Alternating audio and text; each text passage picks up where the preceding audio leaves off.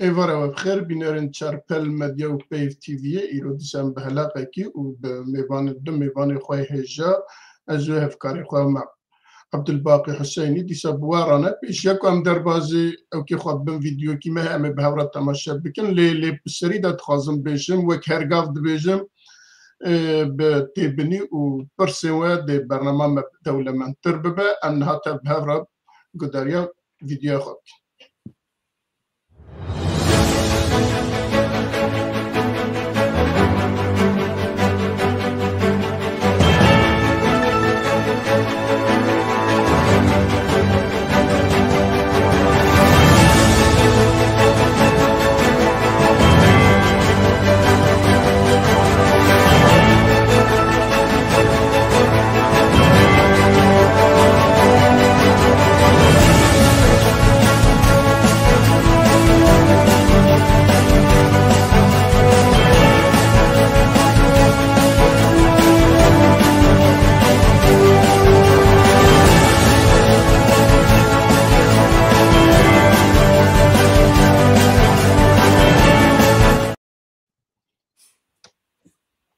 بله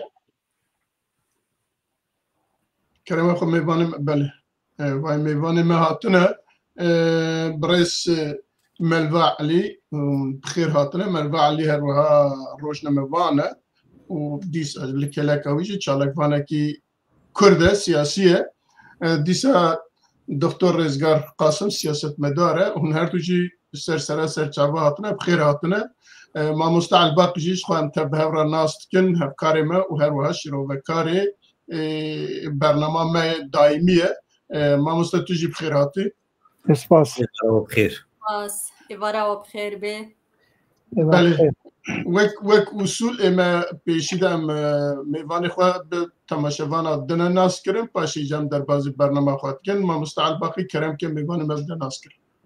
بله اسپاس کک مرزا تماشاوان نیجا تماشاوان پیف تیوی و چارپل مدیا انت بخیر و خوشی هاتن هر وکیلی جی هر دو میوان می عزیز ما مستعد مالوا علی و هر وکی دکتر رزگار قاسم هر دو الگلمنن از کرتاجیانا و بکرتی جواره بیجم دا کون باشتر میوانی مناز بکن مالوا علی جا اکادمیا میزوپوتامیا سال 2014 دوار مافناسی ده و عدالت جواکی ده خلاص کریه خوندنا خو خلاص کریه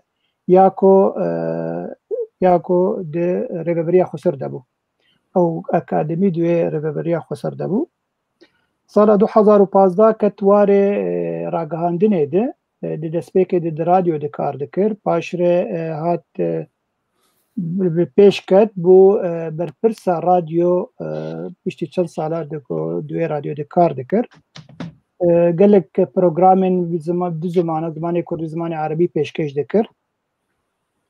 پاشره دو سال 2021 دکت واره تلفزیونه ده تلفزیون سترک تیوی ده کار کر اشرهات هلبجارتن وک سروکا یکیتیا راگهاندن آزاد ده باکرو روجلاتی سوریا سال 2022 اوید گلک مالپرن کردی ده گوتارن خوی سیاسی بلاف کرنن سال 2023 ده به روزنامه آلمانی ده کار دکر گلک راپورتن دواری سیاسی دیجواره دهنارتن هر وکیلی جی دوی دما داوی 2024 هات آلمانیا ایرول آلمانیا دمینه او کاروباری خوی لولات دستچه برده لیبلی لیبر ده چالاکین چاندهی ده بشدار دبه و هر وکی بشدار بوی و بشدار دبه و هاتی هلبجارتن وکنو نرا یکیتی روشنبیرن روجاوای کردستان شاغی اوروپا جد به حرکه از باورم ادبم بکرتی درباری کرتاجیانا تا مالوا خان اگر تشتک زیده هده پاشت تخربین زمان درباری دکتر رزگار قاسم دوسکی عزیز اجمیج و زویناز دکم اوجی خلکی می روجاوای کردستانه سال 1907 الباجار حسی چاجدایک بویه خوندنا خویا بکالوریا تواکر پاشر چوزانینگا شامل ور سیکولوژی خوند لیبل تمام نکر بری خدا روسیا لروسیا جی خوندنا بششکی دخواست بخوینه لور فێری زمانی روسیژی بوو دەمەکی کورت خوند پاشرێ بەرێ خۆدا ئەوروپا چوو ئەلمانیا ساڵە 1994 دل ئەلمانیا دمینە لور خوندنا خۆیە پشیشکا فیسیکی ئەنجی باوەرم دوی واری دخوندی ئەم کار پاش جێ بپرسن کەسێک و مەساژ کەسێن نەخۆشیێن گران بوات کەبن ئەس باوەرم کار ئەو بێژە بچرەنگی کارە وا تەداوی بکە ئەوەیە 20 ساڵە عیادا خۆی تایبەت کار کردی و حتانەژی بەردەوامە دوارێت ژیانە خۆی سیاسی دە بچووکانی کە توارێ تەفگەرە سیاسی کوردی تەمەنی وی 16 ساڵی بوو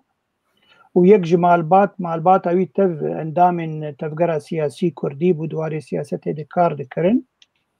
Sala 2006 de li Ewropa tevgerek damezran navê tevgera referoma Kurdistanî li Sûriyayê an jî tevgera nûjeniyê nizanim eger navê Kurdî min rast got bike rêzgar paşê tevgera nûjen tevgera nûjen ne reform yani tamam برای لأوروپا دست بکر پاش رچو هندری ولاجی لور پشتی شورشا بیجن سوری 2013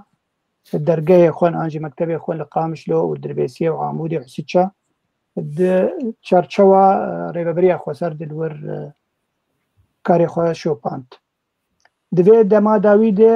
بو اندام انجمن سوريا ديمقراط جد بمسد المجلس السوري الديمقراطي بعربي وهذا توتن بيوندين وي دقل حمي بارتين كردستاني يعني تشل باشوري كردستان تشل روجافاي كردستان بارتيا ويجي يعني بريوي بر نتوا كردي دي حرتم مجبوي هاوي كاردك وبتايبت لروجافاي كردستان از باور نبود درباره دکتر رزگار قاسم جی اگر تشتکی زیده الجم هبه لی زیده بکه و جی آزاد سپاس فکر زاد کار پروگرام بله گله سپاس ماموسته و دیاره تشتکی کلی زیده بکن هر دو میوان مجید تننل اما یکسر در بازه برنامه خواب بن مجرى ما عوله او شاندا كردي جبو چونه آماده بیه آننا و اوه لشامه دوزا چبکه اموی بپرسن پیشی ازش دکتر بپرسن جبرک دکتر سیاست مداره حواله مدنی جی میوان مدنی جی جورنالیسته او جی لگور خود دیشی رو ببکه دکتر شاندامه پیکات اندام اویجی پیکاتن و هر وها چونوان شامل دمکی دریج بو گوتن حتی او که ججنه قربانه گوتن امه پشته ججنه بچن لی حتی ها هیجی ام نزانی هیجی بینره ما یاجی تماشوانه ما چه قصه جا آگاهدارن یاجی او کنه نزانم لی ایمه حتی همه تشتک جوان نبیست و نچونه جی تشتکو ام دزانن و اگر بچن ده لوه پشتی اف قصد دمی، پشتی اف قصد تبلیغی، پشتی اف قصد دانستاندنه دلویت دوزا چی بکن؟ بله دوباره ایوار باش جوا و میوان وره و گوهداروان و تماشاوان وره راست شاندا کرد هاتیه آوا کرن ایدی قدیایی خلاص بی کمیته حاضره یه بچن لی حتی انا وکو آنی زمان گرک پیشتی ججنا بسلمانا عید چوبان تشکیل صحیح لی دی ساجی حتی انا باش زلال نبو یکنگی یعنی جبو را گاندنه و جبو رایا گشتی بلی نبویه لی وی ندور به وی نزیک به یعنی از باورم سر و جایی گرک برای خود بدن شامی جبر تشتی اساس هکتنا کوکی تننه بیا کلوستی و به یک رایا گشتی و زلالی كرد اتفاق كرنه لسر يك هلوسيا خول سر أرمان جخواني بي بيشن شامي وديالوجي ودانوس تندني لقل أبي سلطان شامي هي بكن شوا هاتي دست نشان كرن ما في قل كرد لغور ما في قل كرد يعني سر مستوى سوريا ما بيجن وسر سر آستا سوريا وسر آستا ما في قل كرد سر آستا سوريا حكمكي نابنديبه أو كرد جويد عناكبن لا مركزيات يعني حكمكي نابندي الشامي هبه برلماني تعدد هجماري هبه سر مستوى سوري بقشتي جبو حمي مكونات لسوري جيان دكن چه درزي بن چه علوي بن چه عرب بن چه سورياني بن كرد بن بقشتي حمو لسر آستا كردي شوا هاتي زلال كرن أو وثيقة جي لغور وثيقة كالوستا كرد لسر اتفاق كرن ويا كالوست حزابة كردي وتف دكونغرا أو يانجي كونفرانسي تشيبو يا كالوستي ديار كرن أو وثيقة جهاد ديار كرن أو وثيقة بأساس قرتن جبه ديالوغا لشامير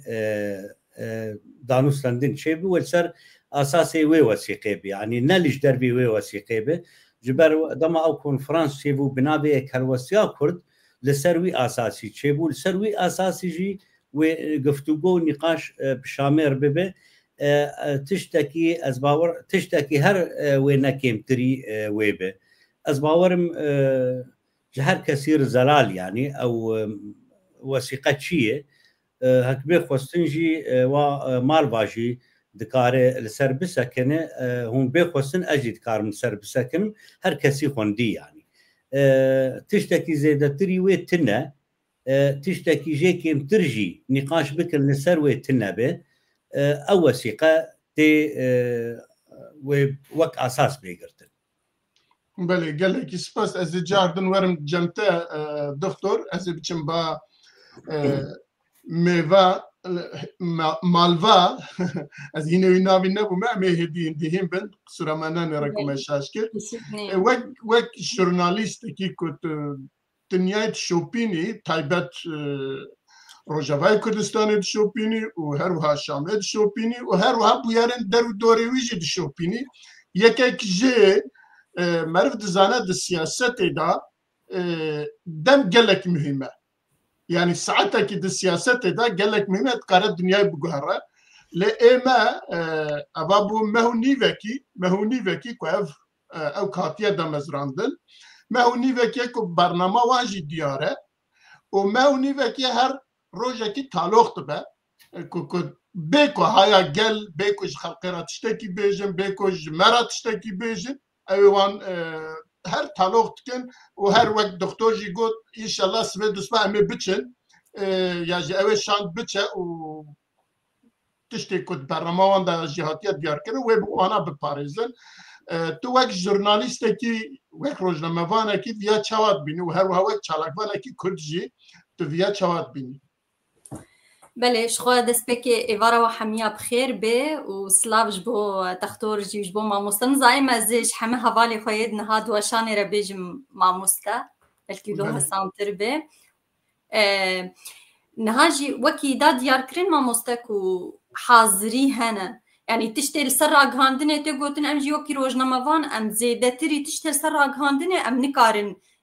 زانی بنجغيني ولی مرد کار انالیز خو آوا بکل سر وان رودانی هی يعني ام بیجن نرین آمن بهتر ام بیجن تچید بیجش بو بیا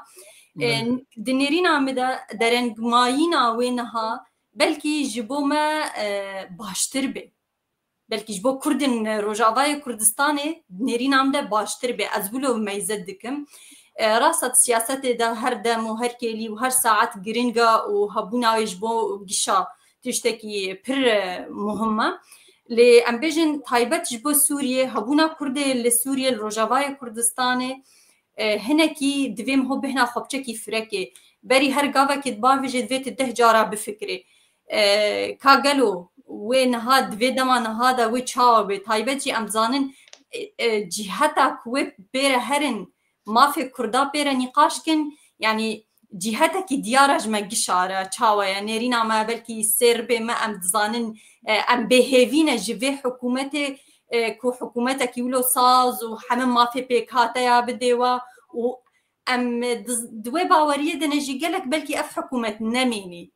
ليه باشه كو اف شاندايا كردي بارتيان كردي بشتي ام بيجن اف بلغيا درخستن دوزا ما في كرد اطار سوريا موحده دش خودكن وكا محمياديت جي بكن بلاستر جبر كونها الشام ام بيجن دملكي دا لاوازا ندوي خرطبونا خدايا وندحمو هيزا خدايا ودنهم او بخومه ترسيه ويجي هيك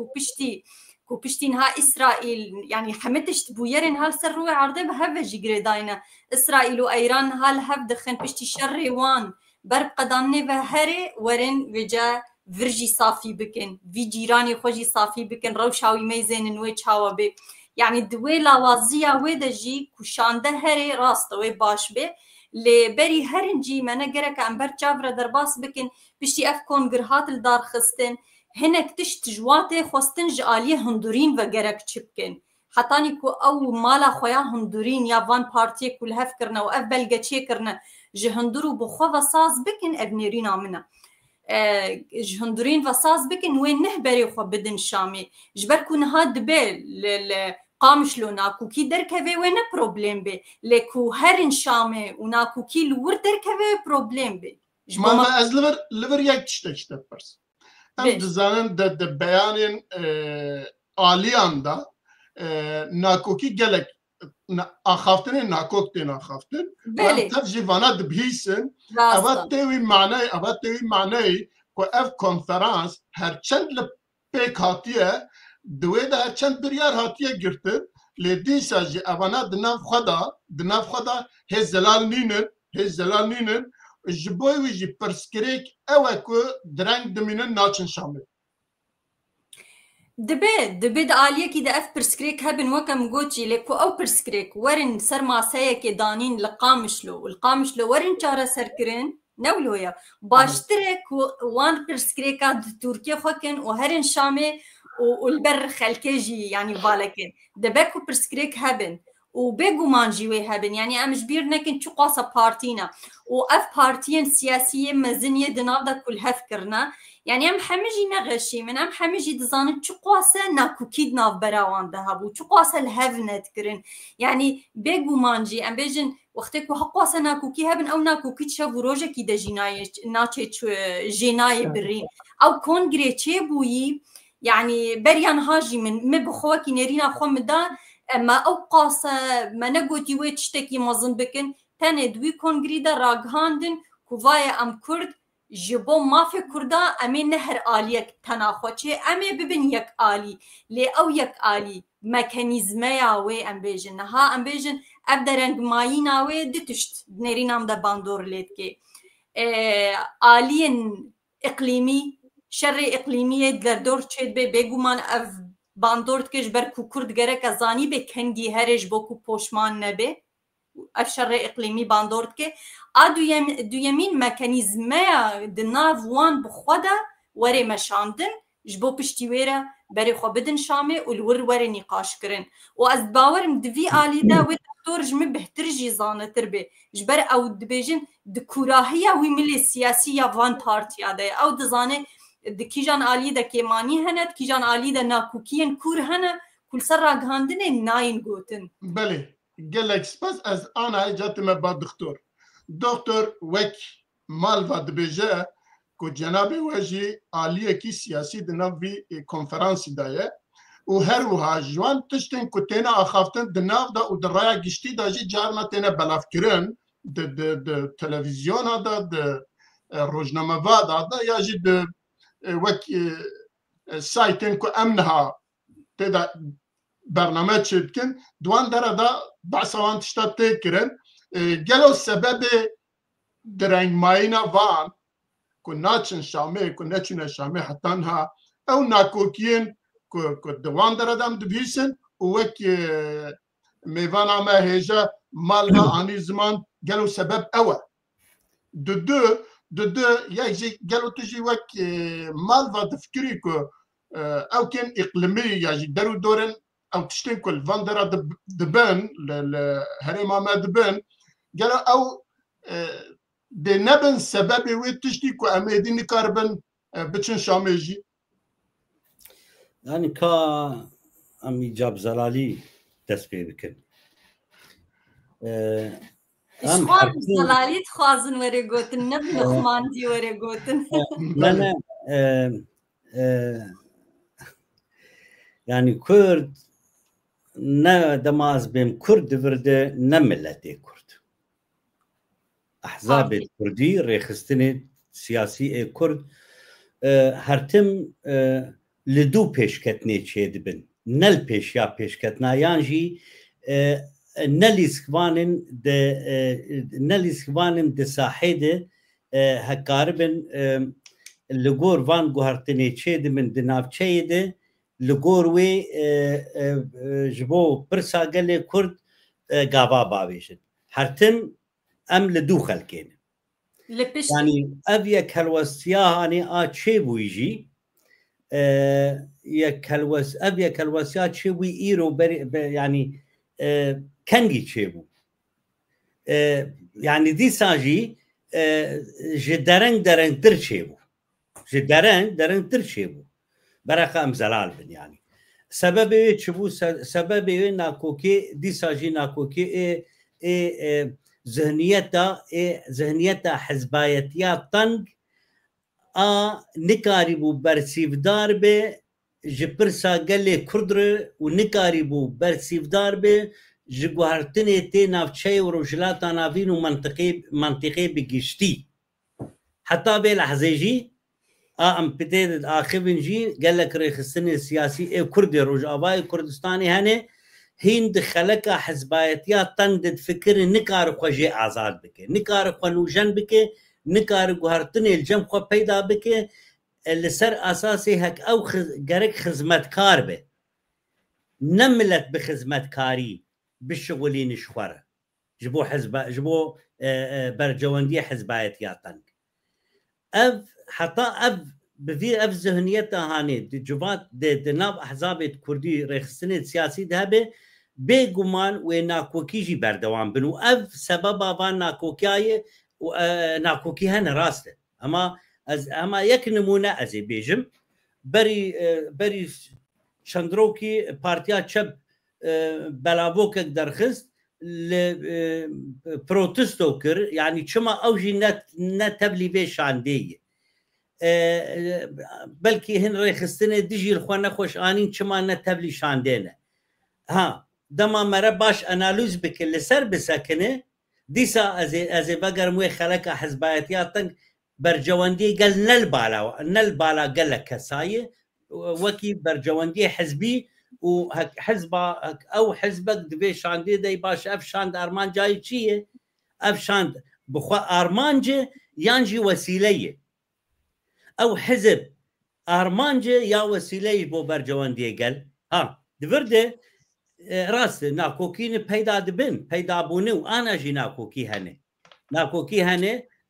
قال لك كسنت خوازن او دولابي قندريه اتحركه دارا دبروي دولابي خنوي دولابي بسكنين بزورو حفت بلام ابي كروسيا كردي تشيبو بدختا امريكا بدختا فرنسا بدختا كاك مسعود برزاني بدختا جنرال مظلوم عبد بكسي خير خواز وكسي كردي ايدل ايش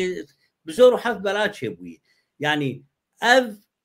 شان دمهر بزلالي از بيجم اف شان دمهر سركفتنا كي بدسخ نا او شان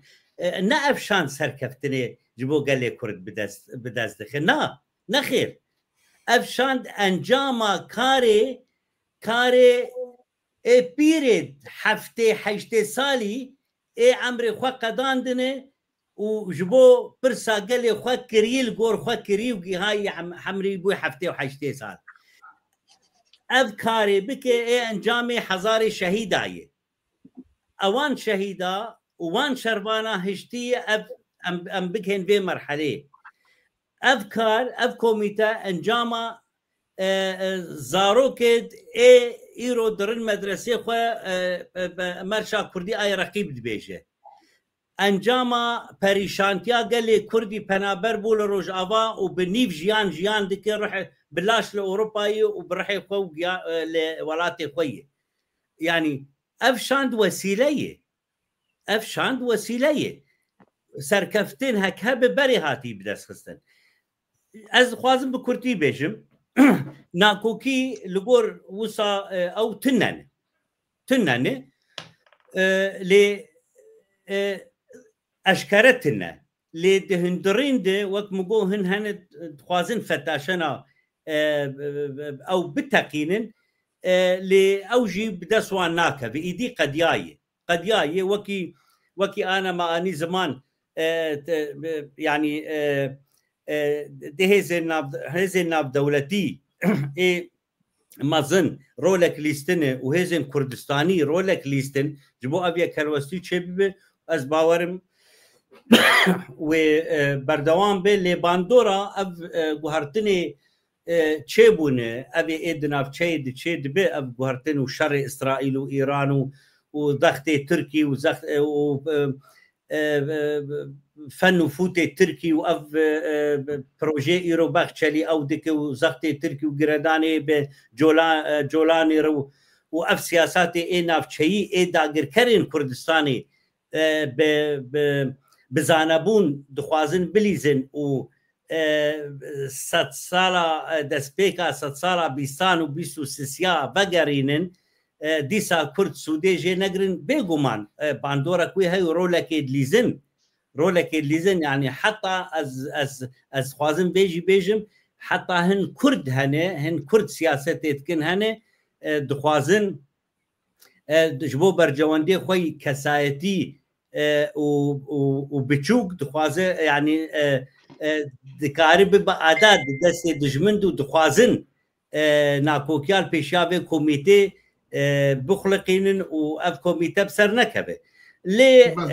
komîte riya xwe girtiye wekî bêtirên ketî ser ewa xwe wê berdewam be mesele neçûna Şamê tenê ev pirs gelek pirsê de hene ez naxwazim ev pirs bera ji were bin ez naxwazim ez pirsa bikim û ez bersîvê bidim mesele neçûna Şamê tenê kîl Şamê wê li hêviya me be ê danûstan dinê bike ew kîne sebeb çi bû em gihan vê qonaxê hekema em herin Şamê ne Şam bê qamişlo mesele gelkî kwîr û dû dirêj hene ev ez ê ji malbar bêlim bera malbar باشه gelek spas eger malbat tiştek tune be ez ê biçim ba mamoste Elbaqî بله يعني تشتي تختار قوتي تشتنا كورن بلكي انا اما وكما ام روجنامافان ام قالك جارا ام ستارا خوش بارتي سياسي تخوازن لي او بهتر رح تردستين يعني رح تاخذ دستين دكارن رخني خو البارتيا بكن يعني ابيا حقيقتك تشتي كو تختار اني صار زمان راسي افتشتن راستن وام حمب شعبي خود بينن وام بهبينا اونا كوكي لقامش لو ورن جارا سركرن نچن الماسين ديترنين جارا سركرن جبر گوچون جدر بي قامش لو اونا كوكي دي صدركتن وفجر لباش بين البيشي بي يعني وين نقافن بيشي ورن آبتن اما بجش پاشتر دميچن بله gelek spas mamoste Elbaqî me gudariya her du mêvanê xwe jî kir piştê pirs û bersiva bi dîtina me hinek tişt derketina holê lê ez dixwazim cenabê te bi awekî din bipirsim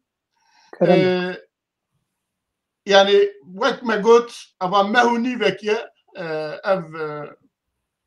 şanda hatiye ew kirin lê mehu nîvek ye hema bêje her roj em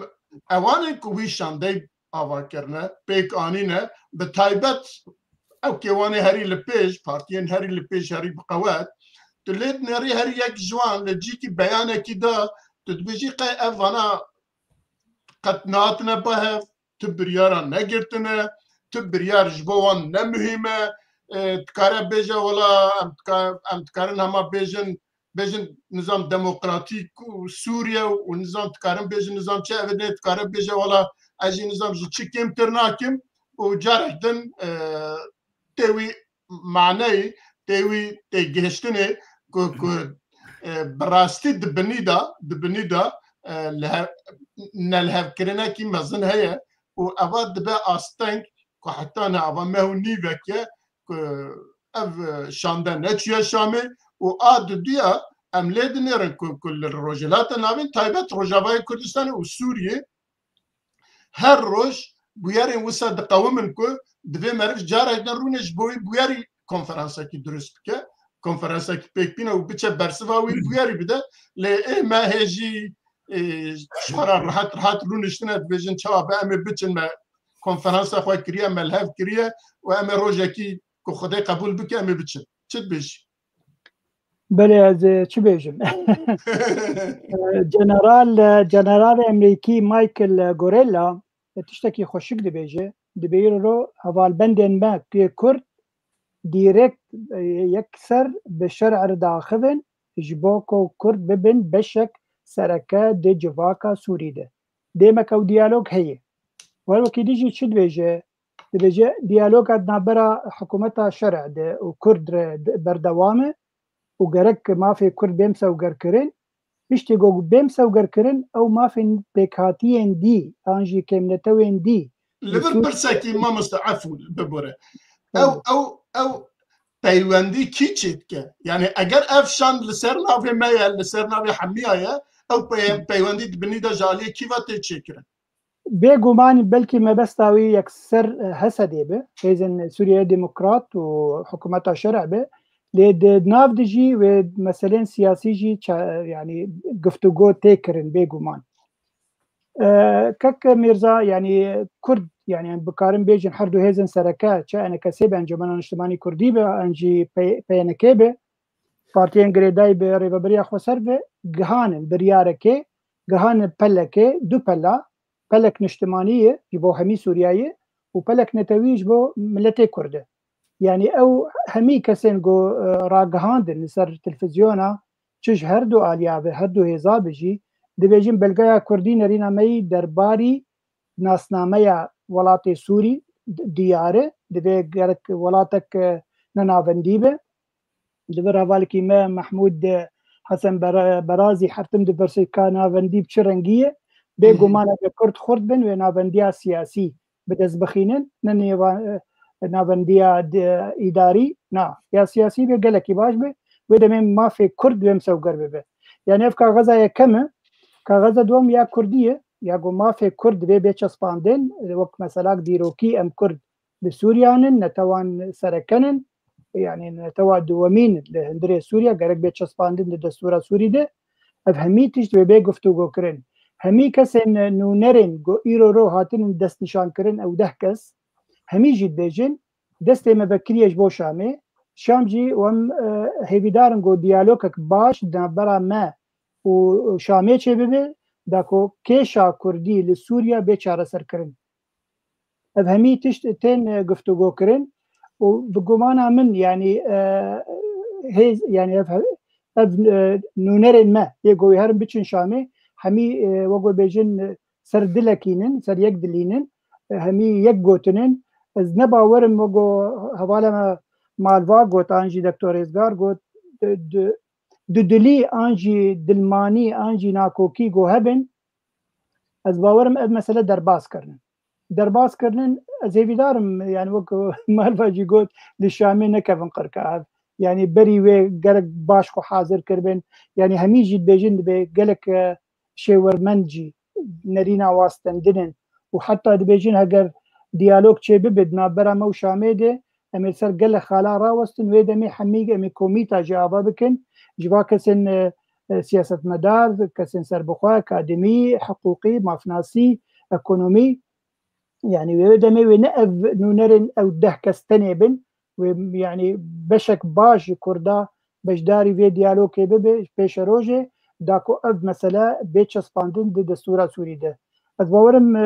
يعني لهاتنا و قلكي باشه درنگي اوي نغمه وقو مالواجي يعني زمان از باورم جبري روشك تايبت انجي آورته لهندري روجلات نابين هي افشري داوية قدركت لپاش خز يعني واد قد بيشتي جژنا قوربانێ گەرەکەم بێ مەسلێ بەردەوام بکەن ئیجا ئەف شەر یەکسەر دەرکەت ئەف شەرجی باندۆرە کوێی مەزنە مێسێ بێن سەر باخبن خالا داویدە ئەو هشت گۆ هەمی ئینسانجی حسابێ خۆ بکەنی ڕۆم دەبینم بالەفرێ ئەیرانی ژالیکی و بالەفرێن ئیسرائیل ژالیکی سەر سووریا و سەر شامێ دەرباز دەبن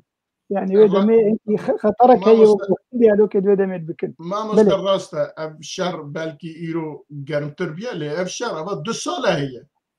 نكون نيه ابا ابشر ابا 2 سال هي وبرنامج ايرو جي 2 سال بري دست بكري اما ورنا سروي خالي اما اللي باخ لي زانت فردس شيكي بيجم راستا افشر نهادنا برا اسرائيل وايران ده 2 سال هي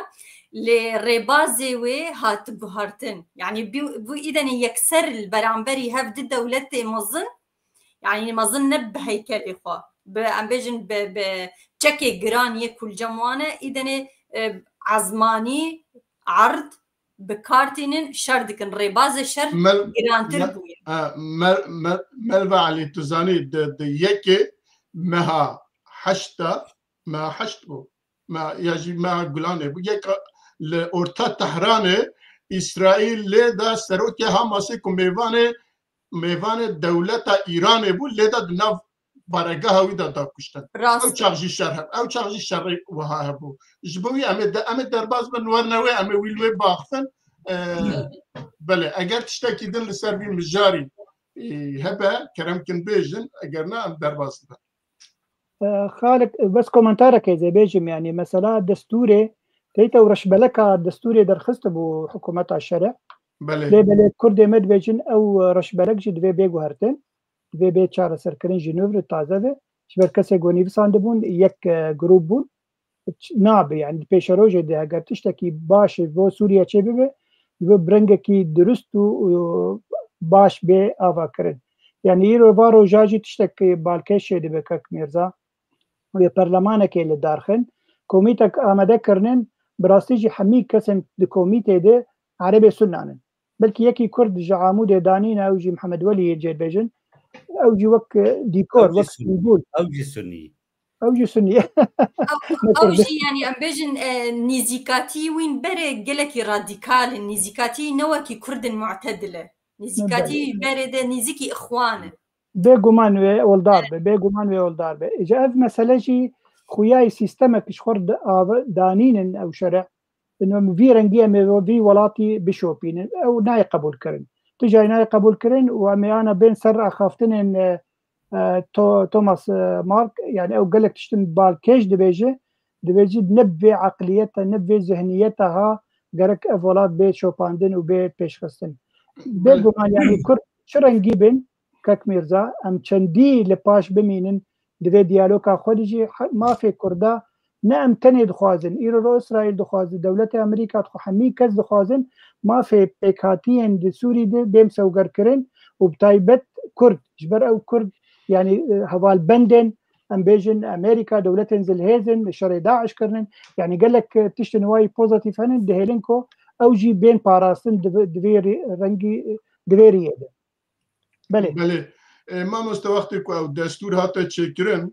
دوی دا دیسا کردکی هبو کردک دیسا دنابوی حیاتی ده هبو لی او دستور نناسکرنا ملت کرد وک جغرافیا وک او جی بوی آوای هاتو بودم چکرن و ایرو او حیاتا که جناب تا بست که دیسا ده حیاتا کی وصابه که جخوا پیشتر کسی نازنا کش خوا درد ما کرداجی اوه درد ما کرداجی اوه لی ام دبیجن زاروك حتى نجري امريكا لويه بلكي بشكريا بلكي توم باراك بشكريب كي ياجي فرنسا بشكريب كي نظام شبكه لكو ام نجري دي دايكا ما شير ندمه دي اوجي جنرا تشتكي نكن بيغومان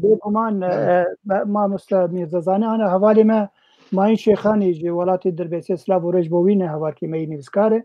دبيجي ديمك وقت همي اف چاند اف نونرين ما اف شاندا كردي یا گوی هر شامی سر دل یک مروینن بلا او رنگ وگود بیجن منتالیتی تا واکس همیجی لسر هستی نتویبه يعني دوزا دوزك نتويبه ندوزك براتيا قلام بانجي سيستمك يديبه يعني ويش اخي براويتي دبا او هزري نتوي دبي هزرين توي لبيشي بناب همي او ده كسنكو هرن شامي وهوكي كوميتينغو تشي دبن يعني باجي قال كت ماهين اجي دفرده برسوا ما مستماهين بدم سلاف جبوي يعني تشتاوي قوتي راستا لأنبيجن جو هجر افشان ده جريا خدر كبه وبحثا براتيا قالان وابكش خو اذا تشتكي نتوي كردي جيتي ده نامينه از باورم اذا ايش بتشوك حياه مزن وفيتشتي رد بكي او هاتنا افاكرن تايبت يعني افشان ده تايبت وهاتيا دانين جبو دوزا ما في كردي نتوي بكي دي سوريا ده تايبت انبيجن ده هرمن كردي ده وهمجي كجريدانا فان هرما بحكومتا شامي ريبازي وي نا امبيجن ميكانيزميك وريدانين جبو امبيجن براتيا قلان جبو وكهفيا كردو عرب دوان هرمن كردي دا نا جبو ما في كرد وكي بيكاتيكي بمافكي نتوي خد يفي آخية خد يفي آخية وچاوا مالاوي جهاتي ستندن والشريك جيرا هاتن چكرن وچاوا تايبت مندي وي وما في ينتوي وري باراستن از باور که ماموستا مایی هنک تشتا بهیستیه دبهیسه جبوی تایبت وی تبنی دانی وی اگر بیجن وجی باز کر بچه بیجه جبو کومارا دموکراتیک ماموستا وی بهیستیه جبوی جوی دنویسنه به کرد بچن و جبو مافی کردا بچنه وی اگر تشتا دن تنه باید خوازم جوی مجاری درکه بنا از خوازم بکردی کرم که يعني أنا مثلا براتيا قلا أنا هذا زمان أو نج أركي بشاندي نج أركي بشاندي شاندك آري ببريا خوسر إرو أوجي دما ديالوجي دي بشامير رببريا خوسر أو تدي سوريان وعرب وكرد أو جداية لأف كوميتا چبويه تنيج بو مافي قال كرد مسوقر بك نقاش بك وكي ديج دربيوي نج أركيوي بله قال لك باشا ريزقار يعني باشا براستيجي حد شاند هنن وشاندك ديجي يزباورم يا حسد يجي هي بري أنا ماني زمان خلقها بري أنا ده موقف ميرزام قوت يعني بله حتى قو حرسي شانجي هبن حرسي كوميتا بيجن هبن دبي تنسيقك دنابا دبي ولو تكنيك دنابا هبن هي بيك ومان قرك هبه أو زاني كاربن وك يك قوتن بجه شامي يك هالوس بجه شامي دقل قو حرسي جي بابتن جدا جدانن لبلي هستين التوي خرد بدوي مسألة ده وما في كردام سوقر بك يعني أذن بس بكي هوالي ما يجيبوا بله قال لك سباس ام درباز بن خاله خوي دديا اگر هوالي ما بين ورا سر اكرانه بله بازار لقال حكومه الشامي قوتنين سماوي شروفانا كي الباكوري كردستان او هناك تشتاد بيجك مينا كوتشوا استخبارات تركيا جي قالك شتاهين بياجي جدر دوريوان كو هاف دم دستينن جوان قالك شتاد او تكا او دبيجاجي لغوروي غوتنيوي او غوت او كي دانوستاندن اللي قال حكومه الشامي مرت كره تشوال هاف بينا يعني تشوال شيروفبكا و اوانا تشقصا ناكوكي تشقصا لدج هفن و تشقصا هيفيد دن كو شاندا ما كو بتشن ياجي كرد بتشن اللي ما في خو بستين قالوا تشقا هيفيد دكم بيجن ما في خو جبوي استخدم ديسا دكتور اگر لسرفان مجرب كربت تشتك بيجا چمكي سماوي دبيجا اوكي تشيا نافي دوی لحاف کرنا اردوغان جی هایا ویشه هیا و امریکا جی هایا ویشه و رئیسدار مظلوم عبدی جی هایا ویشه هیا که دی کرد لسوریه دناف او که سوریه دا بگیجنا مافی خواه اجا ماف چنه او زلال نینه لدوی بگیجنا مافی خواه نتوی مافی خواه اوک و حکومت شامی جی هم دزانن که و ما باس کرد هم دستور و ما باس کرد هجا وهمجي واش خرا حكومتك هيئتك نوتشت كما باسكر كنت السنه منتالتا عقلي خو بيشتر كاسكي تنتي دا وانا تقاسه هي دي كو ام بكربن بجن ما في خو والشاندا ماجي دي تقاسه بكربه لغور في فان بويرا تقاسه او بك بدس بخه از خازم اگر هم بكربن برسل بدن دي قالك باش سباس. يعني انا از باور نابي عبد الرحيم سماويه. بله عبد الرحمن سماويه. عبد الرحمن سماويه ولو افترني بلو جنفشكه كيدش كدر كت مفهم نكر يعني. نا ابا زودا داخ ابا نتزي ابا اري يعني ببيرنجي ناكو كله جارد اخذ معلوماتي استخباراتيه وقت بشكل كي ممنهج اركك جيرتي داين ودبي تي في بيج في بيجي جبان لازم لسر تشتاك بيجن اول لسر دوزا كور كتيا زندان حبسات دياربكر ازنلدج شخصيمه الدج هن اويويمه اي هفدو ندقرت يعني اي ولو برسا كرد جينا دي پر ارزاندكه بروجا هاتيه روجلاتا نافينج تحليل السماوي مسترن وج اردوغان جي مستره وج ريجيما طهران جي مستره وج هر يعني ام از باش ام سربي نقطه بسكنن وباش بيجا سي بروجا منطقي دهنه يانجي هبول افشر ايرو ديار وخيايه دنابرا اسرائيل وطهران ديجي بشك جوان بروجا عثمانيها بود منطقه ده دسبيكا بهارة عربية امناب لي بكن بروجاني بشخوا بسر نكت بروجا خرطبونا سركيشاوي اك بارتيكر بسروكاتيا اردوغان ادواتي وي كيبون منظومة اخوان المسلمين دع ناب عربة ده لهك مرسيهات مصري ولليبيا ولتونس و لاعتماد بروجا عثمانية هك بقرين سربانابو بروجا دوا شيعي بو يعني ديسا ام بقريان بصدي سالا باش هك دما او شر الصفوية شيعي وعثمانية وشاوا حردو امبراطورية داگر کرد چه بون ده نافچه ده خوستن وی دیروکه وگرینن او جی تکچو بینکاده و کرم کروانی زمان چلو حماس هلوشان چلو حزب الله هات هلوشان دن اب ایجا آلیه شیعه بو آلیه وی پروژه بو يعني حردو بروژه ایدی بکشان هاتن پاش ده عثمانیه جی تکچو شیعه جی تکچو ایرو افتشته چید به دروجلاتا نابینده یه اف پروژه نه ایرو هاتی دانین دنارین آمده جعراقی قابا یکم دست بیکر جعراقی دست بیکر اف ستاتوا کرد ایرو بدست خست اف بشک جوی پروژه آروجلاتا نابینی مظن یا نه و کندلیزا رئیس آنی زمان دمکی هکتی بیراو پشتیوی اب مثلا روجلاتا نابینی بچو کان مزن دراغاندنه دی ایدی هاو هات سر زمان ام نارین امج عراقی دست بیبو قابا دوا درباسي سوريا بو يعني جحردو نقطة ضعيف اب بروجه دست بيكر قابا سسيا دست بيكر بعاد دوار دست بيكر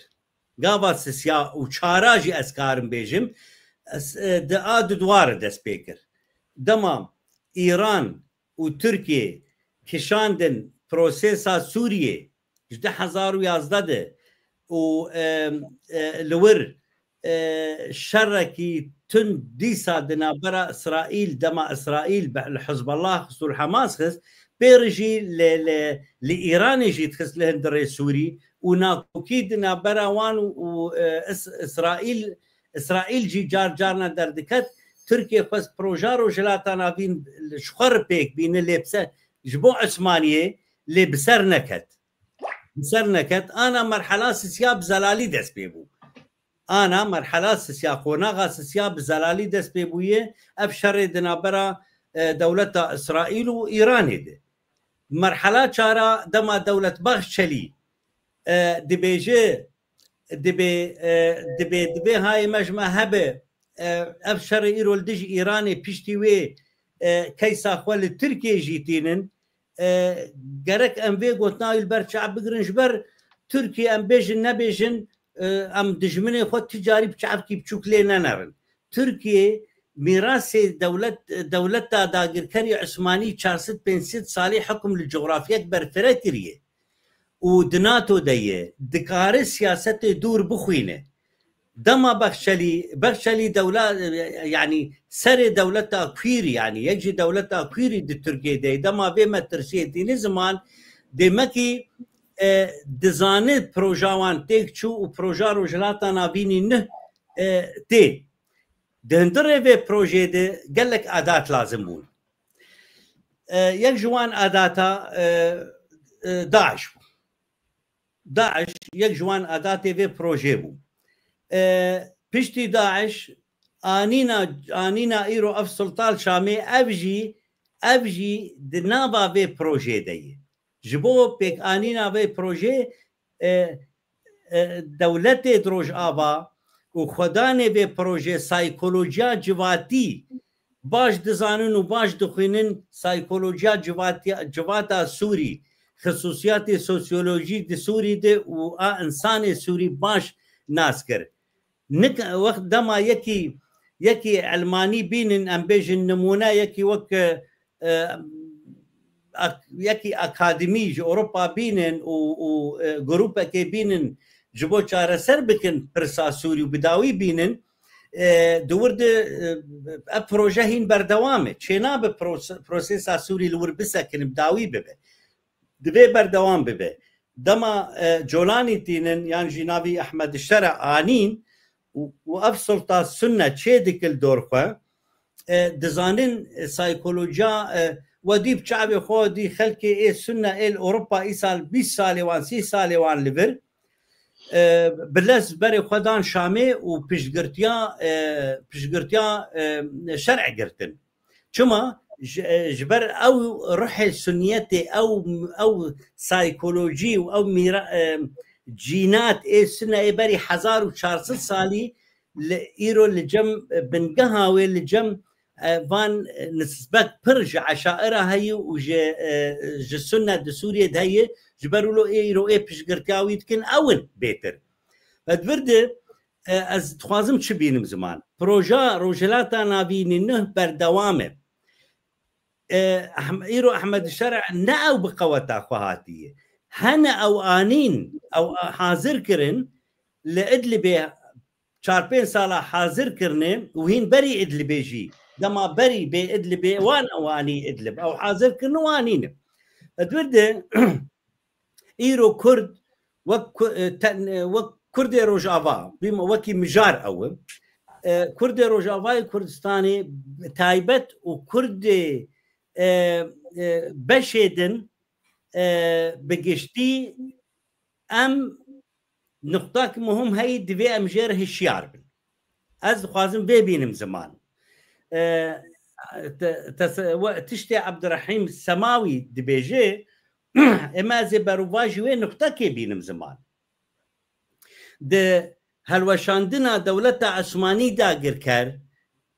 أتاتورك بكردا دولة أخوة آباكر بكردا دولة أخوة خلاص كر و ايوك حسن خيري ووكيدي وتي ازنا خوازم سربي بساكن هون زانين شلويه بد جلي كردي ليكرو او بير برلمان او اني حتى اوروبا جو وشلو سيفر شلو لوزان سيفر بلوزان خص يعني بدولة اخوة تركيا لسر بيشتا كردا اباكر ايرو اف نقطة مهمة خوازم بينم زمان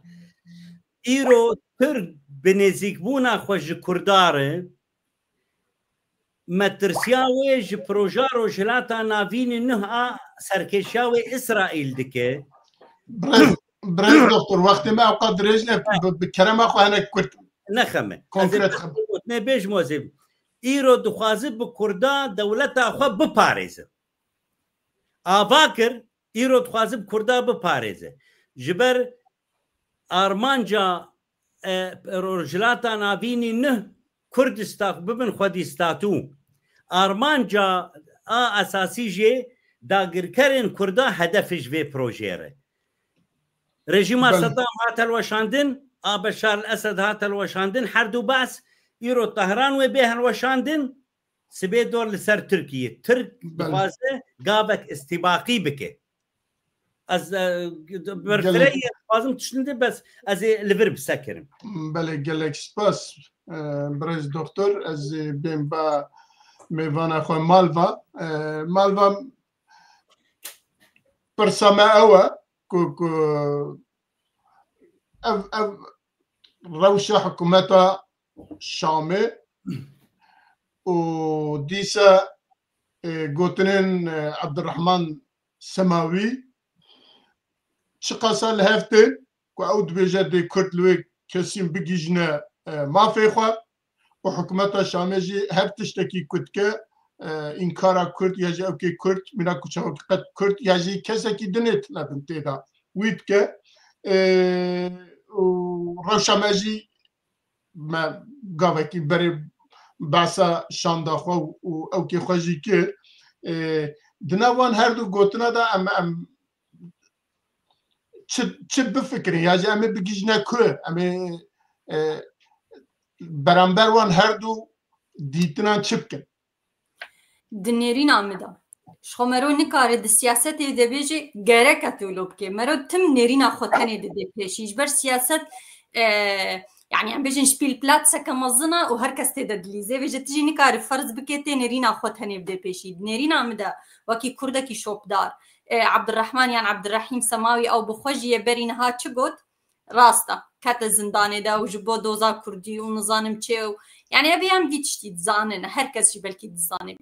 او بخوي يبرين ها جو گفتگوين دناف برا PKK بارتيا PKK و اردوغان ده دولت تركيا ده هبون و گوجبر گومه بخور تشتكي ولو يعني ازبوم صدمك او گفتگو ورن سكناندن يعني تبيات تخمين بك شيء يعني قالك انسان مخترق جيهنا انسان ما مخترق وتجربه يا جي مديد چادريا وان كسايات مخترق را حكومات اجندات خو درباس دكن وسياسات خو بريبه دبن نس امين نكسايتا سماوي نقاش كن امين نقاش بكن تكليا احمد الشرع جولاني و اردوغان جرك ام فيا نقاش كن ام نسماوي نقاش كن ام نبيجن تش سماوي تشغوت او هيفيه ما كردال سر اخفتنا سماوي راسي كم زيده سماوي جبوما كردا يعني تشكي ببرسي جماع وجين هات بروجرام دا وايش شوبينج يعني سماوي كي تشي اوجي زلامك يشخور تشتغل براسي از بيجن يعني ام بيجن نها دولتها تركي تجي تبخوجي تقوت ازي في قوت نبيجم بشو ازي بقرم قوت ناخويا استخوازم بيجم تقوت يعني هر تشتيكو حكومتها شامت كي ترسي كو ما في كردا بباريزي وما في ما بيشكشي ما بكي وبيجور كرم بكن ما في و دولتها تركن هادو خوازي دريا كسايتها جولاني را سياستها خضر باسكي او سوريا بريفه بفي سركشيا سوريا بكي دريا كسايتها جولاني را سياستها خضر باس بكي دريا كسايتها جولاني را دريا كسايتها لطيفة الشرع هفجيناوي يعني ام فاتش تاقرك ام جبير نكن يعني جولاني كيا نهات خوازي هشمندية الدولة السنية الدولة الأموية دولتها كبري 1400 صالي حكم ذكر بالشور بحكم الشور سركيشية ولاطي عربة ذكر الفتح الإسلامي ذكر رغم تقاسى فساد الدولة أموية هي نهاكس بحثا هناك الدولة الأموية بري 1600 صالي بر فساد تذهبوا بر مكروحي بر قريجي تذهبوا قالك تشتن تذهبون يعني راسينها ام بيجن افانا وان تمثيل دكن فجن هذا دولتها ترك تخواز دريا شرع وحكومتها شرع وكردن باش يلي سر قياسا خوتشي دكي يه وقتنها بحثا ولي ويديكر راسينا بواجمره نقركن جي كسايت نقركن جي امواناس بكن تخواز دريا وارا او سركشيا سوريا بكي خير وخيرات سوريا دنها ام جبير نكن يعني تشتي سر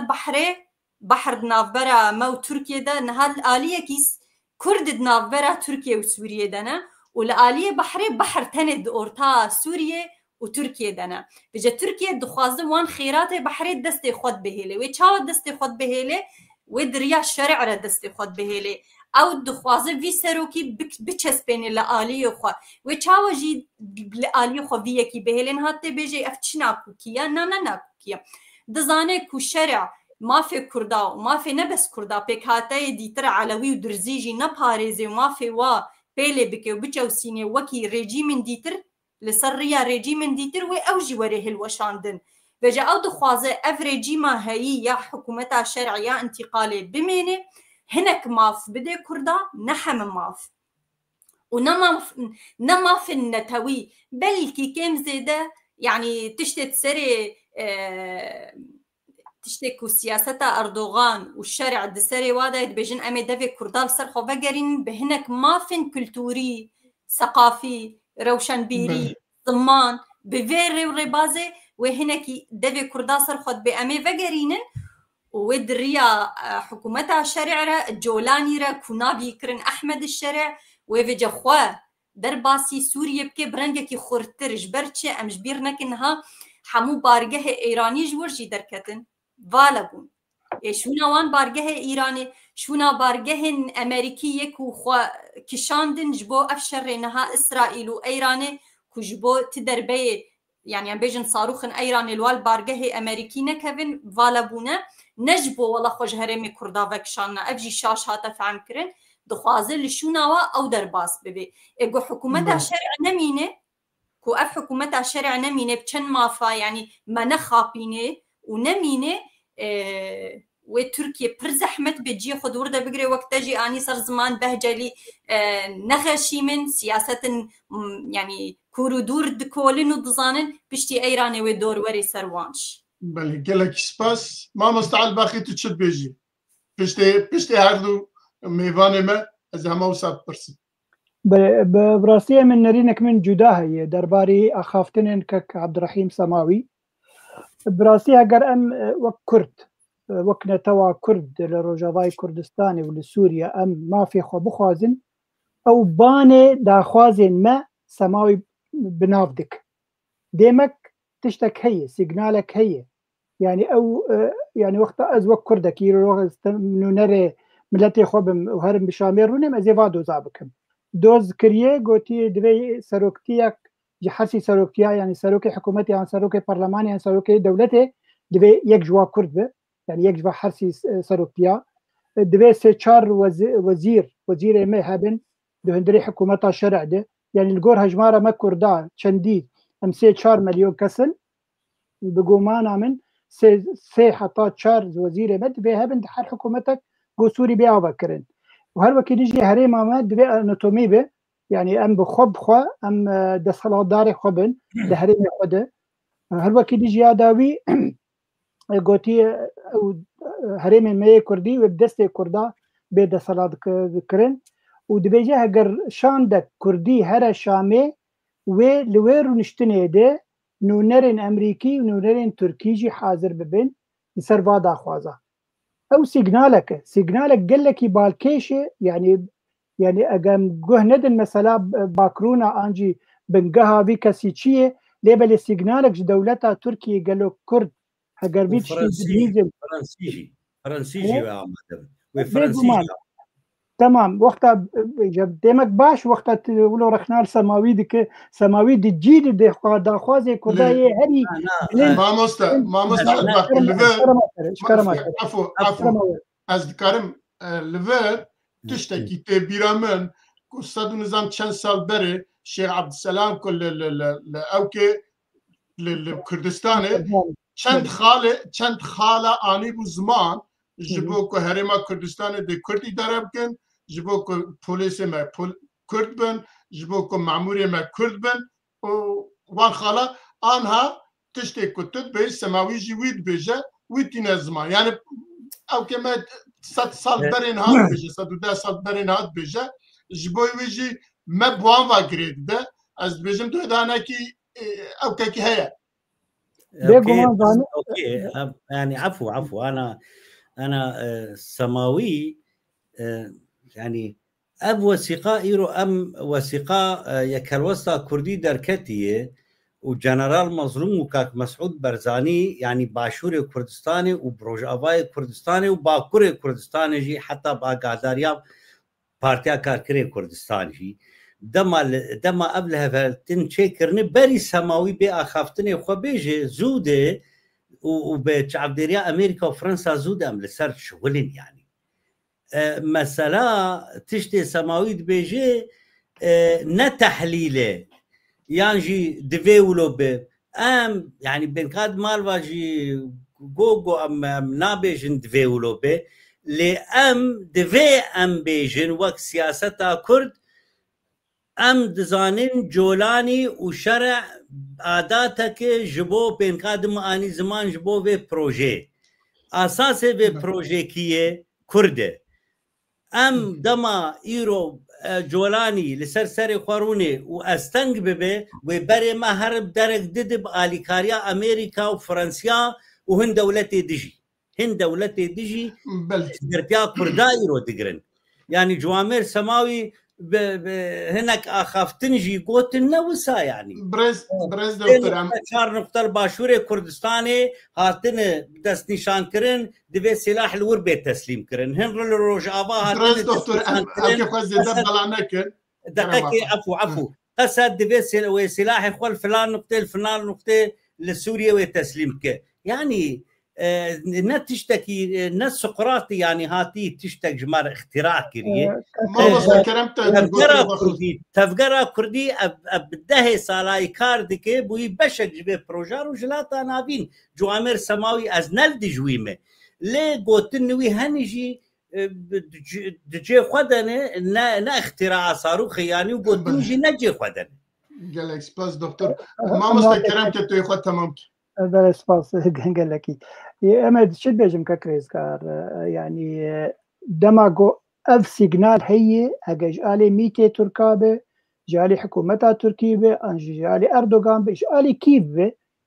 تشتكي باشا تشتكي بوزيتيف جرك كرسر آوا بكن ایرو رو افشان دمایا کردی گو چون شامه به وی پلکا خویاد کنفرانسا 26 ماهاچویه پیشکش بکن و اب سیگنال جی هیه کار دو زواب کن حتی رو پلکا کردی ده کنفرانسا 26 ماه پیک وره تشتكي باشه بوزيتيف جامع يعني نه دجي داخوازي مية يعني هجر بلانك بهجر تهزر دك تفكر دك جو بلانك بيجي علي حكومتها تركيا جبو مثلا كردي تمييع بكن برافيتي بكن او مثلا دنا نبا ورم كردي مجي هشيار بونن افشاندا جودتشه حمي سياسه مدارن تمني كي باش دريج دتفقرا كردي سياسي خبات كرنن نما غشي من ياد دوا تشتكي بالكيج دي بيجي قانونرن امريكي وتركي دبي حاضر بدبي گفتگوی ده دیمک تشتك هي بنجاهك دبي يكار سر اوابك اف يعني اف سقفي هري مزن جبوه داخواز الملتي كرد لروجاوي كردستان افن اگر اف بيك ورن براسي نحوجي حتى او شاندا كردي جهر الشامي يعني اف ما مستبديتنا من لفر او كي ترسي هي تيدا اگر تركيا تيدا با دبي ام تف كرد بزنبن كو حتى جوان بي دي ما في كردا بين ورن وك ميفاني مهجا مال فاغوت بين ورن سج اوكي كولتوريه يعني سياستا منتاليتا عقليتك تركيا كل سد تنبونا كردات يتا مزراندن بيجا كل هي فيجي بيجي كومالكي كردي فبيا عمل دجوي درك او كفن بو كاك ميزاير روت انا هاجي هي فرمات المسألة دراماتيكيا غوتشي دبيرو روفاتشن دبي فترة دما كرده تشتكي قلكي باركش ما وقتها بخشلي دبيجي دور السرما هاتي سرما ديمك اوش خوب ترسن ان دخوازن كرده حمي راضي بكن تشل باكر تشل روجافا تشل باشور راضي بكن حتى روجلاجي وراضي بكن حتى بيجاك نروجلادن كارم بن حوال بندي وكارم هي وقت مال وخن أمام مجارك درجة براستي فمانا الخبر از چند ساعت می خبر دن جوی تمام نابه از بی پیوت تشتکی بیجم خمناک اما ام کرد ولونا ام سری ما حنجی هش که گو پیوت صرت ماني مد بی ام بیجم از تشتکی بیجم چو قاسه حکومت ترکی روی خو بخوازه بن خمینی و چو قاسه بخ بیجی از نهایی دنی کردا حماس کم و از ما في وان تفهم دکم دوی امش بیر نکن دولت ترکی لسر سیاسته کی فاشیست آوا بویا ملتی و جوی فاشیستر بویا از الباجاره کی دجیم ناوی مان هایما دو کچکه کی کرد اللي برچاوه مد استرینه جنک ترک ایریشی و کچکه کر يعني خورتن كل وربون وامل وربون بزوري او كتش جناب لبي وجنا ترك يعني قبل برچاوه مد دول باجاري مان هاي من الباجاري متشبوي بجا تركي دريا وي ملتي خور يعني او عقل فاشيستيا افاكري بحق واسه الصال بدرجه هي صالات د شفو روجه كي دناتشي و دبه بلكي جي سياسه بلكي خود ترسي اما نما ما في مناسكي ونكو والله باشوي ما في ما بديما يعني هناك تشت هنا دبي او تشت بيك ورن لسوريا دبي يعني ام بيجن بحسابك كيف بكن قد جركت سلاحي خدني وام بلقيا كي اشيتيه بهفره تشي بكن لكا تشبيك انيا تشبيك هات سروي عرضي تشدا كردي وير يعني هنا تشتك بيك نهات يا حتى ام زوجي بيجن والله تركي اذا نتفهمت كيف ما في كردا بدي يعني دريا امن ام نقاش جرك يعني او شاشتي شي جرك مرون نسماوي نقاش كي مرون زيكاتيا دولتها ترك وجولاني نقاش بكي ويتشبكن يعني ما فكي كردا ورستندنجي نانو بدل خوشيا تركايا بهذا يعني هذا كي قصديها بارتيين كردي سياسي سروي عرضيهنا تفجرك كردي هي قاعدة كردي جواك كردي ملتكي أصلاً هي اللي سروي عرضي دخبته تكوشين دكه لدياسبورا هي يعني نا والله كو تركي وبي ما في بدي بس متخص از بيا بيجم كرتاي أنا كك ميرزا زي كومنتاري سر مال بابك يعني اگر ام وك سوري ام وك كردي سوري وعربي سوري ام ديالوج كده هبك نحو جاي ترك تكبنا مدى يعني ابيا هري راسته ليه بلي ايرو دمنا او دم قال لك فاكتوره هنن دكبن واري سياسته ده وروجلات انا بين بهفجري داي برجواندين دولة تنزل هيزنن تركي تبي نبي ايرو دا غير كده دهندري سوري ده دستي هري دريج يعني وقتها بيجن توماس بارك قد بيجي چه برجواندين دهندري سوري وچه ببن نابي تركاتي من زمان ام نكارن ايرو رو اجا تركا بكن دجمنش خوره ام كارن ام بسياستي ام كرد فيري سياستي ببن ام كارن بن وي دجمني بكن دوستكي انديركت شخوره داكو ام كارن موافق خو بچسبينن ببستينن دي ساجات بيجم سيجنالك قالكي باش بو كردا اخافتني سماوي حق كرد ما زيرك بن او شام دا قلت الشامي ببلكا خو هرن هر وكيل يجي ويجي بين زمان انه افسق في مي دي بيشروجي دي اگر ولاتك ديمقراط لسوريا تشيبو تشتيقو امبن اناتوميش بو كرداي هرمي ما امي دسلا داربن زماني ما دستورة ما هبه امي يكجي سروكين ابي حرسي تشتابن بوزيري ما شار وزيري ما حرصال حردم ويدنا حكومة يدبن قالك في بيجن افجي بلقاك باشا بوزيتيفه قبكار بينه بلقاك باشا لنا تماما دبي على زانه لنا تماما ما مسته كاكماهين دبيجه هجر كاكماهين دي سماهين شيخاني دبيجه بري انا قالك يعني شان دايا كردي دوزا مثلا نابي كردا نابي بجمهورية ببوري نابي دولتي نابي بكومارا عربية سوري نابي كومارا سوري بكبري دستور دبي ما في كردا تبي بمسو كركرين دبي نتوا كرد بي بنافكرين وكنا توا دوامين لسوري بي بنافكرين دبي في مثلا نقاش بكده نسنليبك الراس دبي معين كومنتارك ابو يا دكتور محمود عباس دوسي مي هيجا او هريمن كردي داخبه دبيجي انا ابو بريا بياك بلال بو اوجي تشتكي راس دبيجي كك دكتور عباس شدجي بمسألة جغرافيا كردي هەرێمی کوردی لێ سووریا بچ رەنگی وێ بێ چارەسەرکردن و مافێ بچ رەنگی ئەگەر ئەم بێ حکوومەتە یا دەمکی ئەم باخبن تریتی رو گوتن یعنی ئەو شاندا کوردی یا گۆی هەرژی وێ دۆزا هەرێما کوردی یەک پەرچەوە گوت بێژن بە هەورێ چه هەرێما جەزیرە کۆبانی عەفرینێ دەبێت یەک هەرێمی بۆ گوت بێژن بێ ئاخافتن ئەم یەک زمانی بێ ئاخافتن سەر هەرسی هەرێما هاد مسألة براسيجي بالكيش وفا دكتور محمود عباس تين الزمان دبي قال لك ناكوكيك دبي مسألة هي للجموع بكيماني تيتا ديالوج أدنى برا هسدي وحكومتها شرع تشيبو لسر عفرينة وسر كانية جو تركا أب مسألة راوستان كوتي بسكن أنا دماوية وخلكي فجرن ومكارب دست خوجي بكشينن لتشتكي بالكيش شيبو كك ميرزا دبي شردنا برا إسرائيل وإيران وقوتية أمي لشكري خو حميجي سوري فكشينن تركا قوتية دبقو تشتك بقوم السريك تركيا أم حاضر بن بجبو شر بعسكري خوجي سوري بكشينن دبيجن تقول أعلام راقا عندنا تركي ما هو أخوان وعسكري خو بكشينن جي سوري بلي البجمع مجار بس أجرنا دي وقت ما تيرنك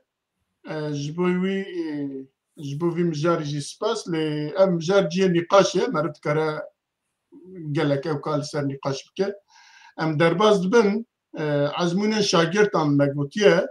عزمون شاگردان زان اول 12 ساله پشت 2012 کرد د مکتب خدا د زانکوی خدا د اوکی خدا کردی تخونن و گل جوان زانکوی قدام دونه ل وک دیپلوما وک شهاده حتی انها به اعتراف نهات بکرن لانها به دانستاندن هسدی یا جی بیجن مظلوم عبدی و او که شامه او مافتانه که او کتنه که لسوریه لگور سیستم وان او شهاده ورن قبول کرن للور بمن دو تشت هياتي دا حتى انها بلكي بالا كسي نكشانده ياجي چما كس لسروي نا آخفيه گلو دوی دا جوان را گوتن نگوتن هون وان زانکویا چما وقت زانکویا کی کردستانی قبول ناکن یاجی وقت زانکویا کی کردی قبول ناکن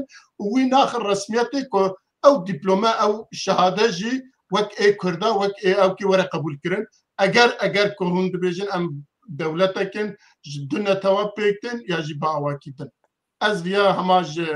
برز دکتر دپرسم اگم بکار بهنه کسا کرد و کرمانجی برسل بدن دی باشتا أنا زب كردي بيجن قال لك كرد روج أواي كردستاني استاتوا خود دستينه وكهرما روج أواي كردستاني أو خواندواني بكردي خواندنه والشهادة وانجي بي اعتراف كرن يا أم بشامير الهف بكن وشخول الهف كرن ويتشي ببي جبرد هندر في بروجات جو وهرتني تين منطقي اي استراتيجيك كرد ورولك برمزن دي منطقي دي بليزن از بخواك شخص وكردكي از نه دوان مسئله اب مسئلانا اللي جمد نارينا مد قد يعينه از دپاش رد فکر مجنهاد چلو اساس کردستان سر بخو آزاد جباشور و روج آبا دست دویده پلان ای پیش ده از بخو شخص ما از دفکرم ام مسئله سر مسئله وقتی يعني مسألة سوري ومسألة عراقي أمي ببن دس أرمان جامان نعم تاني الرجابة بمين بكرتي أزبيجم أم لشاميجي حكم بكن أم هرن شامي والشاميجي حكم بكن بعربارة وبمكونات درة أف سلطة إيرو هاي أف ليسكي دكي أف جيش والبر بيبتشن جيش والبر بيبتشن سوريا ولو بفيرنجي نامينه شهاده کرد اف دبستان کردی چه بونه بنگاه که جبو پیشاروجک برفراتر زانکوی بو کردی چه بونه بنگاه که جبو پیشاروجک برفراتر جبو گله کرد نه او گله بری هین ام د تشتی بچوک د بفکرن إيرو أم بوني بشك جي جوهرتن المزن دمنطقة دو دناف شايدة ترك وعرب وفارس اي دولتي خوال سر پشتا كردا آوا كريه وتفكوجي وجينوسايد ده حق خزايا وبشر كرد كريه إيرو هون دبينن وك أنا وآني زمان بيتشلو نزيكاي الكرد كي جبر هوالبند كردا إيرو تشيبونه كردنا وكردي بريه خصوصيتي منطقي نا وخصوصيتي برينه دما سايكسبيكو تي زمان دبي سايكسبيكو إيدي قديا تشتكي خرطرتي هك أو كسي برشقي بو إيرو دمنطقي ده ديسا سري خوراكي وعواببم قال سباس ده از خازم ام لسروي مجاري باخفن ام مجار جبو مجرنجه جبو چه گرنگه جبو هشمندیه کی کردستانی که مرو بفکره اف 12 ساله 13 ساله شاگرد ما خواندگان ما لوی دخونن و بونه خواه دیپلوم بونه خواه شهاده کد بیجن به عربی بیجن شهاده که بونه خواه دیپلوم لی اف دیپلوم وان وک دبستانه کی کردی دبستانه کی زانکویا کی به کردستانی نای قبول کردن الا د دولت شامه کو چیه شرع بیجه تمام مورا خالقه که اوا خواندوان کل دبستان شامه خواندنه یا سوریه خواندنه و دیپلوما وانجی و سابقه قبول کردن اف منتالیته اف عقل گلو مروه نکی پاشوانا خوا مروه خان تو چت بیجی يعني بيجومان عقلكي وها إنسانة بلكي قاوكي باشتا بقريني ليه كرد نوكا كرد دونا أختي أم في مسألة أم قفتقو بك إنها تيدا بدنو بسينن سالا 2013 و 2014 وقتی کو پیمانگه روجاوای کردستانی هاتن وکرن اف پرسات ایروت که وی چاخی هاتن کرن کو گلو یعنی امیش بوش پیمانگه ها وکن و کی وری لی بخوینی ما هگر حکومت شامی یا بری یا اسد کو ما قبولنا که امیش بو چولو بکنو و خلکه يعني براسي بزوري ام تشون ناف خلكي درونش ما تقولش بو خدي زاروكي خوبشين دبستاني كردي دقوماوي بي بيشروج بنامي ما بش يعني اللي ايرو فان بينين بيشروج هيا يعني نها كارمندن كسكو زانينجه كردي دردچن كارمندن موچه وان بهتري كارمند كل حكومه شامينه وبهتري كوج زانينجه شامي درچونه وهمجي قدر وقيمته وان لولات النافنتوي هدي تشيد بن اثر خو بيجم از تزانينجه دولت شامي درنچوما از بخوندنا خو يكول بيمانجه و دبستان و ام بيجن اكاديميات كردي پیش كت ممتاز خوندي از الفي المانيا هاتم قبول كرن راسي از بيجم لا المان لبر برسكي شتا بس از برسكي بكم تو بيجي اريانا او دبلوم او شهادات تاع تسليم المانيا كريه وقت سوري هاتا قبول كرن يا وقت كردستاني از قيمه ترجيحات ما قبول كرن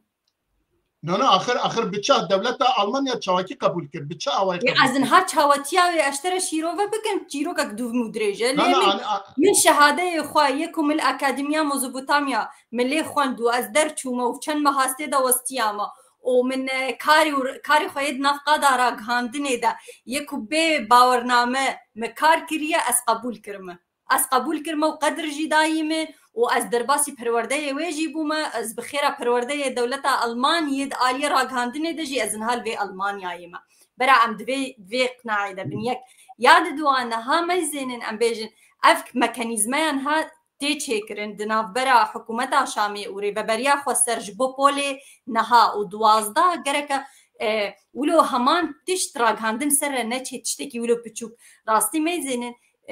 پیشروجا زاروکی میا نفشی نویا یعنی چی حکومتا خوندنا شامی به چی حکومتا کردی جما فوایا او هلبجیرن یا باش چی راستی من از نرینا مدد وقتی ام بحثت کن گاوا گلک باش بکو بری هر تشتی گفتگو بکن پولی نها و 12 هاتن گفتگو کرن کو چاوا زاروکی ما ایدن الباجار خواه ازمون نها و 12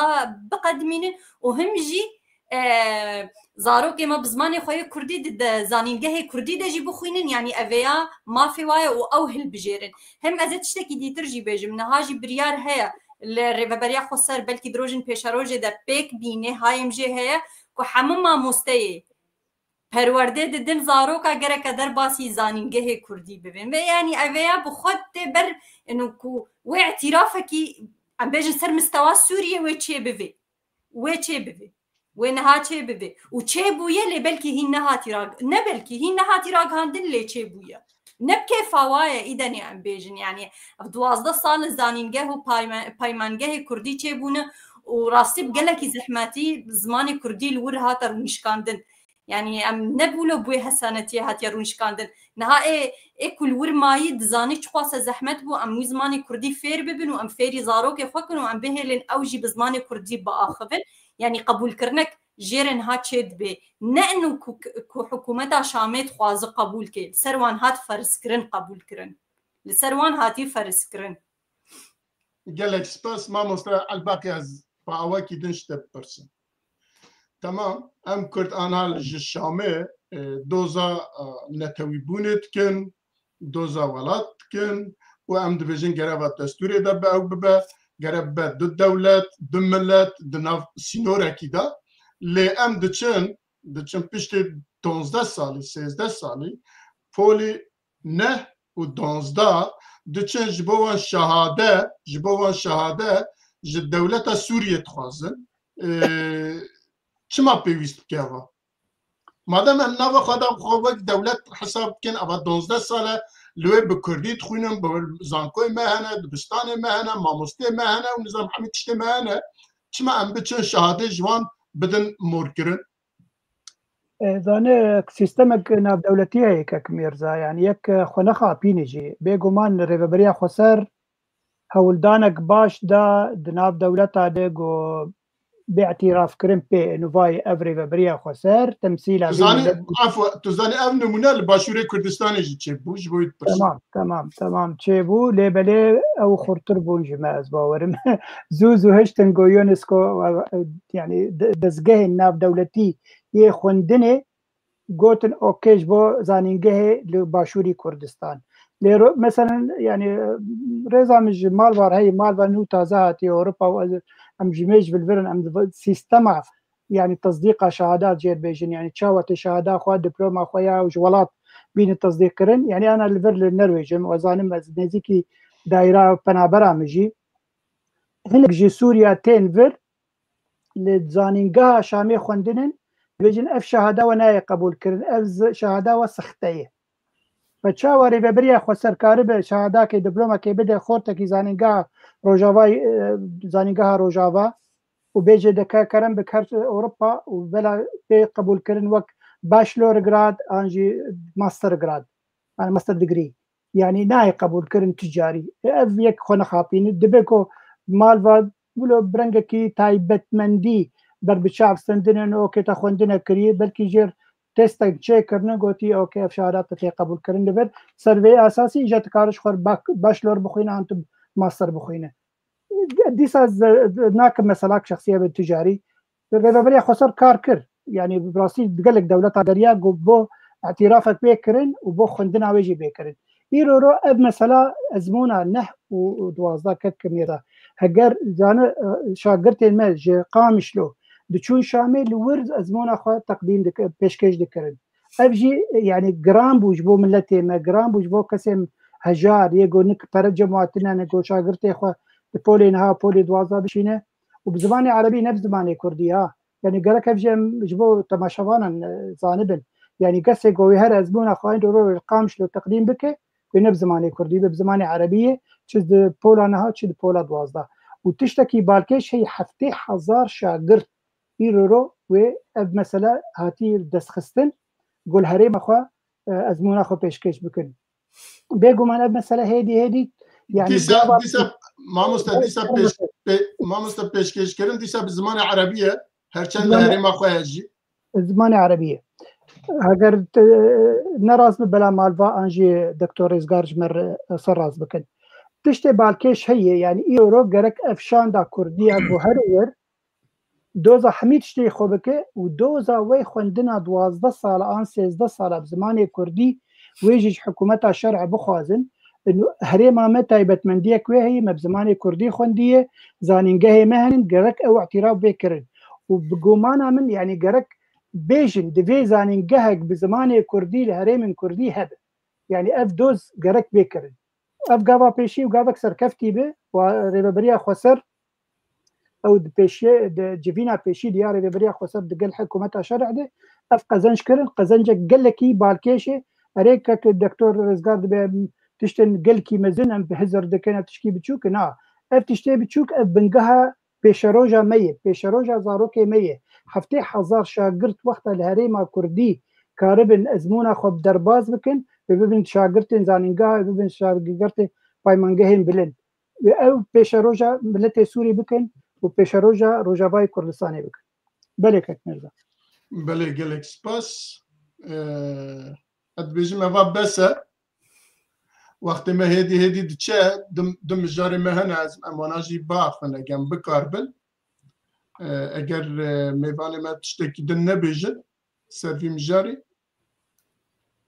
nîne baş ew çaxa me biçin ser mijara xwe çara wek mamosta Elbaqî jî çend car ew axaftinê xwe de behsa Tom Berak kir li ser axaftinê wî daxwazê wî gotinê wî ku bi şer'a re dema bi şer'a re daniştandin li Şamê ew kirine û axifîne li wê helbet hinek tişta gotiye ku gere mafê Kurda tê de destûrê de were misoger kirin û her wiha wextê ku her du heyet li ba hev rûtin gere dewletên dinê wek Amerîka û Fransa û Tirkiye jî li gel be دوێ دا بەعسا مافا کiriye lê bidî maf çine dê çawa be dê çawa pêk bê ez wî ji we bipirsim hûn wek gotinê wî têr dike yan nake têra me Kurda dike daxwazê me Kurda dike yan nake ku nake divê meriv çi bêje ku dike jî ew çax meriv dibêje mala te ava hema dîsa çim birêz doktor hayata محقق jê heye eger bikarbî li ser axaftinê wî şîrovê xwe bikî dê baş spas yani ana demam dibêjin piştgirtê me û ev têkeliyê îro divan ji 2011 heta îro têkelînê xurt çêbûne û em ketine bercewendiyê me û xelkê nêzîkî hebûye û وقت به تقاطع مصالح چی بوید برجواندی موان نزدیکی هبه بگومان پیشگرتی نایوی واتای هک خلق جبدیلا مفکار بکن نه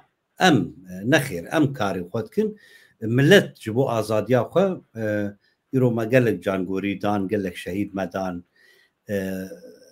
خلق نایند برمت کار ناکن خلقی تنجید برجواندی خوش بو برجواندی خواهتنه برجواندی ما جهنه و ایوان جهنه لقای هبونه و ایرو ام تیکل دارن تیکلی خورچه بویه ام ما فی خوزانن یعنی ایرو دی ساجی ام دبین ساعت آوان خوش هکوان جغیری تیکلیه منی کویر موان امریکا به فرانسا به کوالیسیونا ناب دولتی جواميرا ساعتها خوش سخت جيل ما كرن يعني وقت شوا تبيرا مل تبيرا وقت شال باشوري كردستاني ناكوكيد نابرا يكيتين اجتماعي كردستان وبارتا ديمقراط مام جلال وكاك مسعود مادلين اول برايت الواشنطني دستي وان خز دستي هفد انه يعني دي قد ياد بيهم الهب بين ام دس ببروجا خبكن او بروجا بين كادم اماجا بيكر جبر دس بيكر آروجلاتا نابینی نه یانجی مزن کرد دمال ور مادلین اول برایت مام جلال و کاک مسعود هر دو سروک کرد لور دستوان خز دستی هب يعني انطلاقه دست بي بو انه و بروجيت دست بي بكي دورد اشارتك مهم بو سيجنالك قال كي مهم بو جبو ما جبو كردان وكرد وبمن فاكتوركي گوهرتنی خرد منطقه ده ایرو روجاوای کردستانی عینی مسئله خو تکرار دکه خو بدگرینه ناری نامده رغمی بسر گرک ما نگه اشتباه هک بکیوی قناغی گرک مسئول جباشور کردستان گرتبا و بری خلق ملهب بینن گرک ام مسئول جه گرتبا ما گاون بلز آبیت بانج بو هف گرتنا کرد و کروستا کردی لی دیسان خمه ساعتا هوالبند ما خوش دیسام ل فرنسا و امریکا رولك بر مظن ليستن لكيلكا كاك مسعود الجنرال هك كرد بيانكي وانا كسي لهب انين جمهب ويكروستا كردي بيدا كر او وثيقه انا بو برساته يرو افجش دماستينم زمان او بو فاكتوري هري جرينج اي ام زانبن ام ما في خوا شوا پیشکش بکن شوا نقاش السر بکن جبر حمو بهف گریدای اب مجاری و کرم کر ای انا بری انا جی خلقا بری انا به خلقی جی جبو شاگرتا و یا بری و گش گریدای هفه ام یکی نکارن جدا بکن جی آده گش گریدای هفه لی باور بکن کرد ایروگی های مرحله پر بلند ام تنازل و بازارا لسر ما في خوا ناكل ام ناكني دي الروجاواي كردستاني جهاي استك هك بقر تنبه ام ببر يعني ام در دكبن بسلامه به ام در كتن حتا دسي ما جهاي يرو جهاي فيكيل داري كتي ماي بس ام دسي خوا ام وي فيكي بقرن وام متفقا اتفاقي تشبويه تشتي جرنج ابي اتفاقي تشبويه او جي خلاص بويه باور بكن لغور بروجي ولغور بروجات ديسا معاني زمان واتفاقي لهفكرنا بدولتي دناف شيده ما في قال لي كرد مسوقر بويه بس دمينه رونشتن دمينه بيشكي وقفتو بو تشببن ارينا ولو تشببن قال لك سباس دكتور ازانم اخافتني تجي سريع حتى انا ضعف خوش بينا قال لك سباس ازي بتشم با ميفان اخوا مالفخان كا او تشد بيجي هلبت انا ايا وك روجنا ميفانا كي هاي ويجي قوتني توم براخ هي او هروها بالشرع الراجي وحكمته راجي تش خبر دانا شواد بينا وتشقصل لماتي للداخوازي ماتي كراماتك فرم يعني شخوا توم باراك دمك بحثا احمد الشرع تكي بشي هفديت نايب احمد الشرع را ولو بحثا كسايت اوي بهتر دكي بشتيكو بحثا كسايت اوي كاريزمايا شرع دكي بحثا ام بيجن وان لشكري بياني دكي يكو دولة النافنتاوي تايبت ام بيجن امريكا تسري ليستيدا دقوتا احمد الشرع شرط ما يسركك واف لشكرن بياني دوان بدي آلي أمي عقوبات على السرطة الراكن لبشتي ويرا مدي تشاوا تنجو هرتن هيدي أف قوتنانا إذا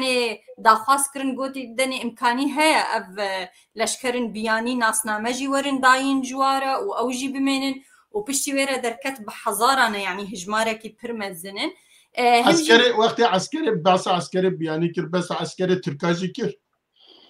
يعني او بقشتي بحساب عسكري بيانيت كي دناف ده يعني بيجمان وي تركجي هبن طاجكستان جي هبن كازاخستان هبن وي ايغور هبن بهتر برانيا واشخوا ايغورينا وامجد زانن اصلي تركا برانيا وايغورن يعني يكسر بحثاواتي كرن لي يعني وقتكو بحثاوات شتاتي كرن تي بحث كرن كوچاوا كاريزمايا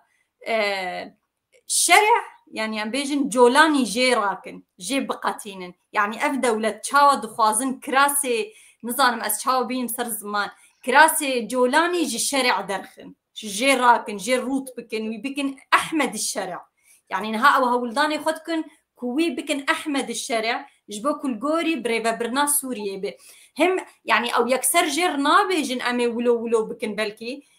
مثلا چند جارة بحثي كرن جو أحمد الشرع ببارستن نكارت هذ بقاري يعني وقت كنت بجيب ببارستن تف ناقري يعني تشتي التخمين كيف إنسانك نكاري بخو بباريزي ودهركي ليدا مهددك وري كشتن يعني دستك دريجي بيبي بكوجي وتشاوا ولاتك حكم بكي يعني او بخوا مساجك يددنا احمد الشارع جركه تبقى جوي اصلي يعني او لهيا خب تشرنجي بباريزينه چند لشكر الدوراتها بنا تبيك هاتي لفر قبول بكي اسلاما راديكال شخو راكي شخو هندري خو درخي اسلامك معتدل حكومتك تكنقراط اعضاء بكل دردورا خو ويتشا خيتي قريب رحت كيم زيدت ناف من لدى بمشي توري قبول كرن يعني امجي ميتولو قبول بكن يعني بفيرنجي يعني مرات قريب فان تخمينا بكي جا اخافتني توم بارك بهتر بهتريكو امبيجن دستكي دي حكومتي يعني نادي اف مساجن ريادارن ولاتن غربي دما كود اخفن اخافتني واحد من مساجن نا اخافتني كيولو هما شخورة دكن وقتك والأحمد الشارع ما يزدكن ويدخوينن روي ويدخوينن جافي ويدخوينن دستي ويدخوينن كسي دردورا ويدخوينن بججبولو وقتك وتشغوتنا كي جيردكن أو مساجك ويدخوينن يعني مديجي سروكا وزيرا درفيا ألمانيا يدما كوچو ور چاوهات پیشکشیاوی چاو پیشکشیاوی کرن چاو چون پیشوازیاوی کرن ببورینن پشتی ویره مثلا لور چد گود پشتی کجور درکت و گریا ورد مؤتمره کی صحفی ده گود گو جیانا جنال ورد مترسیه ده گو هر سلاواوی يعني قالك عالمي گود گو ما چپه و احمد الشارع نخست دست خو سلاوی بدیه ده اللي اويا بشتيهات فر او نسلاوا دستيا دايدا ودي تشتكي قالكي مظنه وش خوش بشتي ويبا ما نشكا بديت اذا احمد الشارع لطيفه درخست سر شاشه ام شكون يزيكي نافي هركسي دبن يعني ام نكو دافي جنوا لي تشاوي خوست انه سياستك دي تربدي بيشي فا استيما جوهرتن فا از مساجي وفا عمدكم بله قالك سباس ما مستعل باقي مالبخان بأواكي دن وك سياسي كدو حب سياسة مدار تنا بهاف شوال هاف دنيرن قوتنن توم برق وسا شيرو فكر وبكيجا تشعبي أحمد الشرع دنيرا توم برق شوال بكيجا تشعبي لدنيرا وجرات شد بيجا بعساوي تشتكر جنابة تشد بيجا بله برسواتا بدن بس بری و کومنتارک دکتور محمود عباس نویسانی درباری خوندنه و زانینگه دبیجی دگلک ولاتا ده وک روشا ریوبریا خسر درباس بوی وها درباس بوی ایرو راگه حکومت الشرع اعترافی نکب زانگوین آن زانینگهن یه روجاوای کردستانی کارن دست خوباب جن یونسکو او ذاتن سازیه هری يعني برپرسا فيربونا شاگرتان لدبستان و زانینگه های گرک یکسر كونتاكت بيونسكو بكن وهولداني بكن واب زانينغا يا لروجاواي كردستاني بفرميات كرن بفرمي يعني بفرسمي درباري باراك توم باراك توماس باراك براسيج توم ناوي توم باراك جاي توماس باراك او وق بري انا يعني غير بيترشون نو دولتنا بنتوي حرتم رابورت خو بيشكش ذكرن او جي رابورت خو بيشكش كرابورت بيشي بس بقومانا من رابورت او يا بيشي عليك قالك خالن جرينك دهنن ديولو بقلم بريا خبيه يعني يقولوا بتايبت من ديك نداي خويا كرن مالبا دسي حب انين زمان مثلا جواكا جو دبي مسلمان معتدل بن مودرات بن راديكال بن مثلا شرع باراستناوي من بهزجو قصد ايرورو عن جهه دي باراستناوي الشامي دكن وهاد بيجن طبعا نزعلم شندي راسي شندي نراسي او توماس باراك توم باراك دبيجي زحمتيه هري مزن كوتشا وامي هسدي تخناف لشكرين سوريا جو انا نهدرز دبن او جي وشكدارين بياني شاوا يعني درباسي ببن يك لشكر جبو يك سوري او دبي قلكي زحمتي هي بس تشتي بالكش تشد بيجي دبيجي سوري قالك هيدي خنيزي كي اسرائيل بك وكارب بيمانه كده پیش روژه لدارخه برنگکی بیدنگ به بیدنگی به مسئله بر او هزن دورا شرع کسن رادیکالن اسرائیل جی قبول ناکن او پیشکتنا وگو بیجن یا شکلی جی یا فرمی جی شرع و هاویر دورا شرع ویجی قبول ناکن دخوازن جی شرع ولو برنگکی دیپلماسی بوار دانستندنی بکه و اگر دانستندنک به اسرائیل جی بکه بیدنگی به یعنی هر تشتکی گلکی بالکش بو دوی مسئله ده مثلا پیکاتی انجی کم نتوان دویجد به ما فیوای چاندهی عرف و عادات و تقالید و کلتور و به پاراستن لبره ولو بهور بینی سر نسکنی از مثلا يعني دبوا مثلا زمان به يعني زمان كردي خلاص او بفي نفن و بفي فرمي برنگا كجرنگا يكار زمان خود پیش بخينه لبله چندي و به چسپاندن دبستان او زاننگا و دائره دولته و از يعني افجد و کارکی باش بسر کرن گوتنا داوید بجد و چندي آلیکاریا اکونومی گوش سوریا نه کرن او گروپن رادیکال ويرولا خباش بستينن وكاربن في حكم إيرو لسوريا هي وكاربن وتنبكن يعني هنك مترسية دخو ياكرن ليبلي بو درباري ما في النتوان قال لك يسر نارا وسته بهور بيني سر ناسا كنه او دبيجي ما في وايه دبي حمي بيكاتي چاند اخو بيك بينن كولتور اخو بيك بينن يعني مساجا راسي قال لك بالكيش بو ام وكرد قالك هاجا كونتاكتك ما هبد بيشروجي ده هاجا الشرع درفتي نده ام هرم بوير رولين او خديه برياري ايرورو يعني امريكا تخوازه و سوريا تاخد بندستي خودج و كنترول بري وسيستما بري ويا روسيا ودولت نولو اشتراكي تركبه ايرورو كسي جو كارب سوريا تشتكي د سوريا دبكه جبو قنجيا سوريا ري وجبو كسي سوريا و امريكا به ديما كار كونتاكت ام بيرا بديريكت دايركتور جو بشرع ربه جبر او كار بشرع ربه وكارب تركي جيبه جبر او دزانه چه مسئله کردی لهندری روجاوای کردستان یعنی سوریا چه ببه و ترکیه هنکی عاجز بونا خو بده خویا کرن ببه نوی کارب برنگ گیرن به لیبلی افتون باراک جبر گو سفیر جبالیوزگا خانه امریکا لترکیه بو او کار يعني منتاليتيت انجي سايكولوجيا تركا بخوينه بچرنگي كارب ما في كردا لسوريا بيك ورينا بله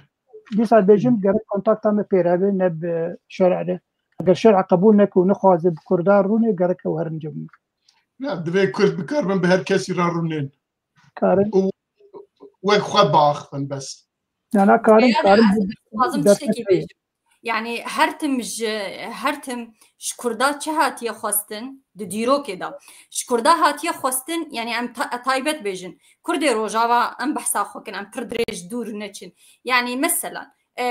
دولتن كو نه تكلياوان بإسرائيل رنا باشا جوا هاتية خواستن كو نبن هوالي إسرائيلي دولتن كو تكلياوا بتركيا رنا خوشا جوا هاتي خواستن شكردي روجاوا را از بيجم تكلياوا بتركيا رتنبي يان تكلياوا بفلسطين رتنبي يان بأمريكا را لينها وقت بيجن جوك د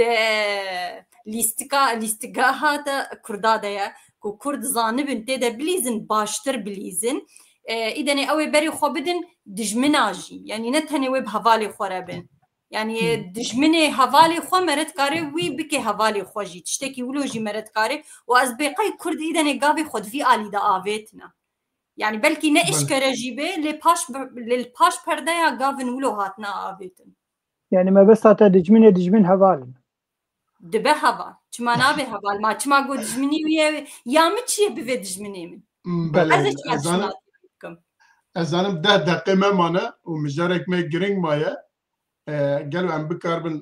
بكاربن لسروي باخفن انا زانم بكورتي هرنا حد يك بكورتي دكتور رز بكورتي بغدا 2 دقيقه ترى كاسينا جبو ام كرت بكن ام كرد نزانن كن بكن لا كرد زانن كرد بكن ل مجار مزنه يعني مجار ما انها باندورا شر اسرائيل وايران لسر سوريا والرجاوي كردستان يعني ام بعث الشر إسرائيل و سوريا يعني بيجن هلال الشيعة ودست بكر إسرائيل بيشي دست بكر أو بيوندين إيران كجدر دور إخوة هدي صافي بك حتى وانا صافي كر كأنها هدي قوتك وان هزك وان كو إيران بكر بالسروان تشتكي بك نمايا باشي إجا دوي أو كي هذا كو تبون جبو تشيكين چت بجنجر اتمی 6 روز دابونه پشت 6 روز روزا 61 او ایریش بک اگه قبول نکه و روزا 61 جی ایریش که و او 4 روز شروان بردوامن لجبو سوریه و ما مستعل باقي هجا قهدار یک دا کو ترکیه کو بتو اوای او کنبو کو عسکری خواجو بکشنا ام درد 40 سالی دا بو ام جوی در بخن وان ها خیروان و عسکری خواجو بکشنا از نابجمش بو کو جو که بکشنا ادوجم او جب موشکی کو داویجن دب که سر عسکری وان جبر کو هوای سوریه بیا میدان شر ایران و اسرائیل اوانا جبوی اگر بکشینه جبوی دکشینه عسکری خوا نکو جبو خوا آماده شر بکن از وسط بیجم اما دکتر جباته 2 دقیقه انا كيمي 2 دقيقه تمام اف شري انا دبي يعني لسوريا ده دقو هرتني مازن شيبون ناف دولتي روسيا جقاب السوفيت حتى أنا دا السلاح دار وإيرو أمريكا والدا السلاح دار غرب نا علي شرق والإقليمي هرميجي جقاب حافظ أسد هاتية حتى بشار شوية إيران بو إيران جي شو أوجي قهرتن مازن شيبون باندورا أف قهرتن أف شري إسرائيلي هك أم زانبن باش دي سازي بيشم نهك ام زانبن از خوازم بزلالی بیجم ایرو کرد زانن کار بکن زانن بشغلن تشتی کرد دبن طاوله دکن تشن پرمزنن نل سر طاوله کس نابینه و ام به ابگو هرتنه تیر بری من ند دوی بایده ام ببارن و ساعته و خوش گلک سپاس دکتر جبو اخافتن انت برز مالوا خان بله يعني افشر كونها تشيبو يد نافرا اسرائيل وايران دا ارمان جايه سركتشي انه ريجيما ايراني بخوري غهارتن سركي وي ي ام بيجن رجايا كم ودو يمين جهات خلاص كرن ج سالا باروا بري 2 سالان و دست بكريا ونهايه رجايا يمين يعني ام بيجن خطا سيا و چارا وي وان جي خلاص كن ريجيما كي نوت خوازن بدن افاكرين لايراني لسر شاكله كينو جبرچه ارضياكي ساغلمتر تخوازن آوا بكن جبو بك آنينا بروجيا روجهلاتا نافينيا نو الشرق الأوسط الجديد لسر روي عرضة هايبجي تشاوا أمبيجن بميكانيزمية كو أمبيجن إسرائيل وري باراستن برجواندي أمريكا يه أمبيجن اقتصادي وري باراستن وهمجي خالا هاري جركتشيا دولتا أمريكي نخواز سلاح اتونيمي يعني بيجنيه كيماويه دنيرين عم دشواز بيجميا ايراني وري هشكناندن وري خراكرن دخوازه دست ديني سري جبر بيه كي جينها افشر دويدا ميدا تشيبويش خو بيغمان باندورا السر سوريا هيا مزاني بو يعني حتى اصلك قلكي مظن رژیم اسد خو پال دابو لسر ایرانی حتی نیکو حکم خود وان 14 ساله داویده بهتر درشتر کر چقاس اعتماد سر کربونها وکشی ناویجی ممکنه ترکیه بخوازه دریا احمد الشريعه بهتر دستوردانه بكت سوريا دا اوجي اقتصاديا وام بيجن فكريا يعني زانين قهو دبستان تركي وكي تشنولو دملي اقتصادي دجبو دستوردانه بهتر بكت سوريا دا شونا بارجهن ايراني دفردجي كرد لاستقوان خورتن از باورم ايدانه تشتي بري درباس كرنا دقيم خلاص بون يعني الجوري بيبي باجوي كرد حاضرن والبيرة دمشن يعني حياة أصلك حاضرن بيرة دمشن قالك سباس ما مستعل باقي جنابته باندورا وين لسر سوريا أم سري باخ بله باندورا سر سوري بيجومان يعني أو إيران خلاص نما أو تعداقو دفك هزر دكرقو تعديل سوري بكت بيشاروجة دريا جروب مشوكجي أو جنامينه تركيا جواجو مقوت ويلشكري خبكشي نج سوري وباندورا ويلي سر شرع وكيم ببه بيمانك ويتشي بدنا برا سوريا وإسرائيل يعني بيجومان وجوتشيبو إيرو إسرائيل إيرو بنيامين نتنياهو تشكي قالكي باكيشو جو نقشا روزلاتا نابين أزي بقهرم ديما كو بلان هي جو بيجوهرتن وەگەر سووری اتفاقا خوا یعنی پەیمانە خوا دەگەل سووری بکرد ئیسرائیل و ئیسرائیل ji سووری بخوازە گۆ دەولەتێک فدرال بێ سووری دەولەتێک فدرال بێ وێ دەمێ مافێ کووردا بێگومان تێم سەوگەرکردن ji ber ئیسرائیل li Kurda nerin wek hevalbend ji xwe re yani hemê ragihandina wê got bibîne heta gelek ji wa İsraîlî ala Kurdistanê radikin wek tiştekî hûn piştevanê menin û îro ro tu bibîne hemî milletê Kurd kêf xweş bi vî şerî re got edak baş li Îranê dibe dijminê me yê herî sereke yê Kurdistanî yani bêguman di pêşa rojê de be wê li gor bercewendiyê Kurda wê baş pêk were wê mafê Kurda baş bêm sewkirkirin diriya İsraîl û diriya Amerîka de. بله gelek spasî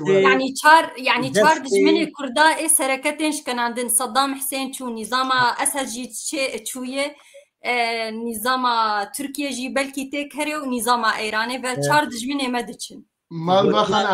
em bêjin peymana Lozanê xira dibe em wisa bêjin û derbas belkî Kurdistan vege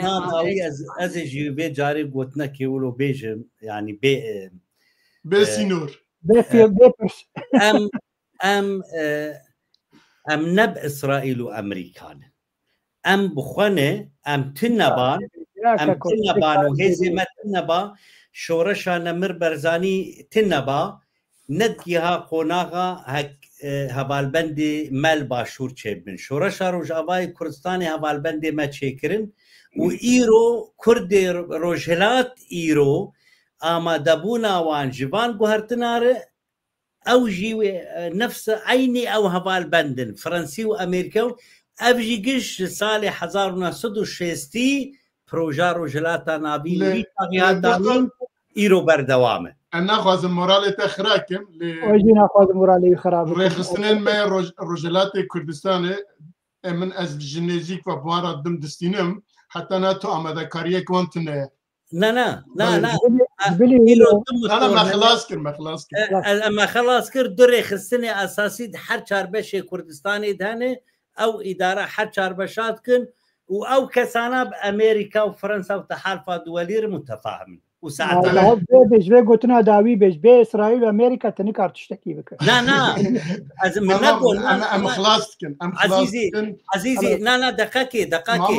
me nekir Elî Kêbetê lê wextê rêzgar Qasim ana tineba nabê rêzgar di programê de we di wê neba Kurd heye şervanê Kurd heye siyasetmedarê Kurd heye hevalbendê me jî جوارة بيجم اللي أزيدكم من الشعر بيتا على كيف كرد بالقام اگه هون خوازم پشت برنامه خلاص به استودیو درنه کبن ام صحبت بکن باشه از گلکی سپاسی وقتیم برای دکتر رزگار و هر وها ملبخان از گلک که خوش بوم و به هاتنا و به شروعه و هر وها ما مستعد باقی سپاس بو جناب تجی و سپاس بو نوروزی که بعد 2 ساعته به دنگ داریم اجتماع پریوات و هر وها سپاس بو حمید بشتارن که بعد 2 ساعت به مرانه مالا و آوا حتی برنامه کی دن هم تب هفرا من خیر خوشیه ام هیوید کن سیستما ایران جی بروخه بلکی رژیم کی دن وره ام جی لوی بکاربن بگیجن مافی خواه و بخاطری و ایواره من خوش شباب سر خوشی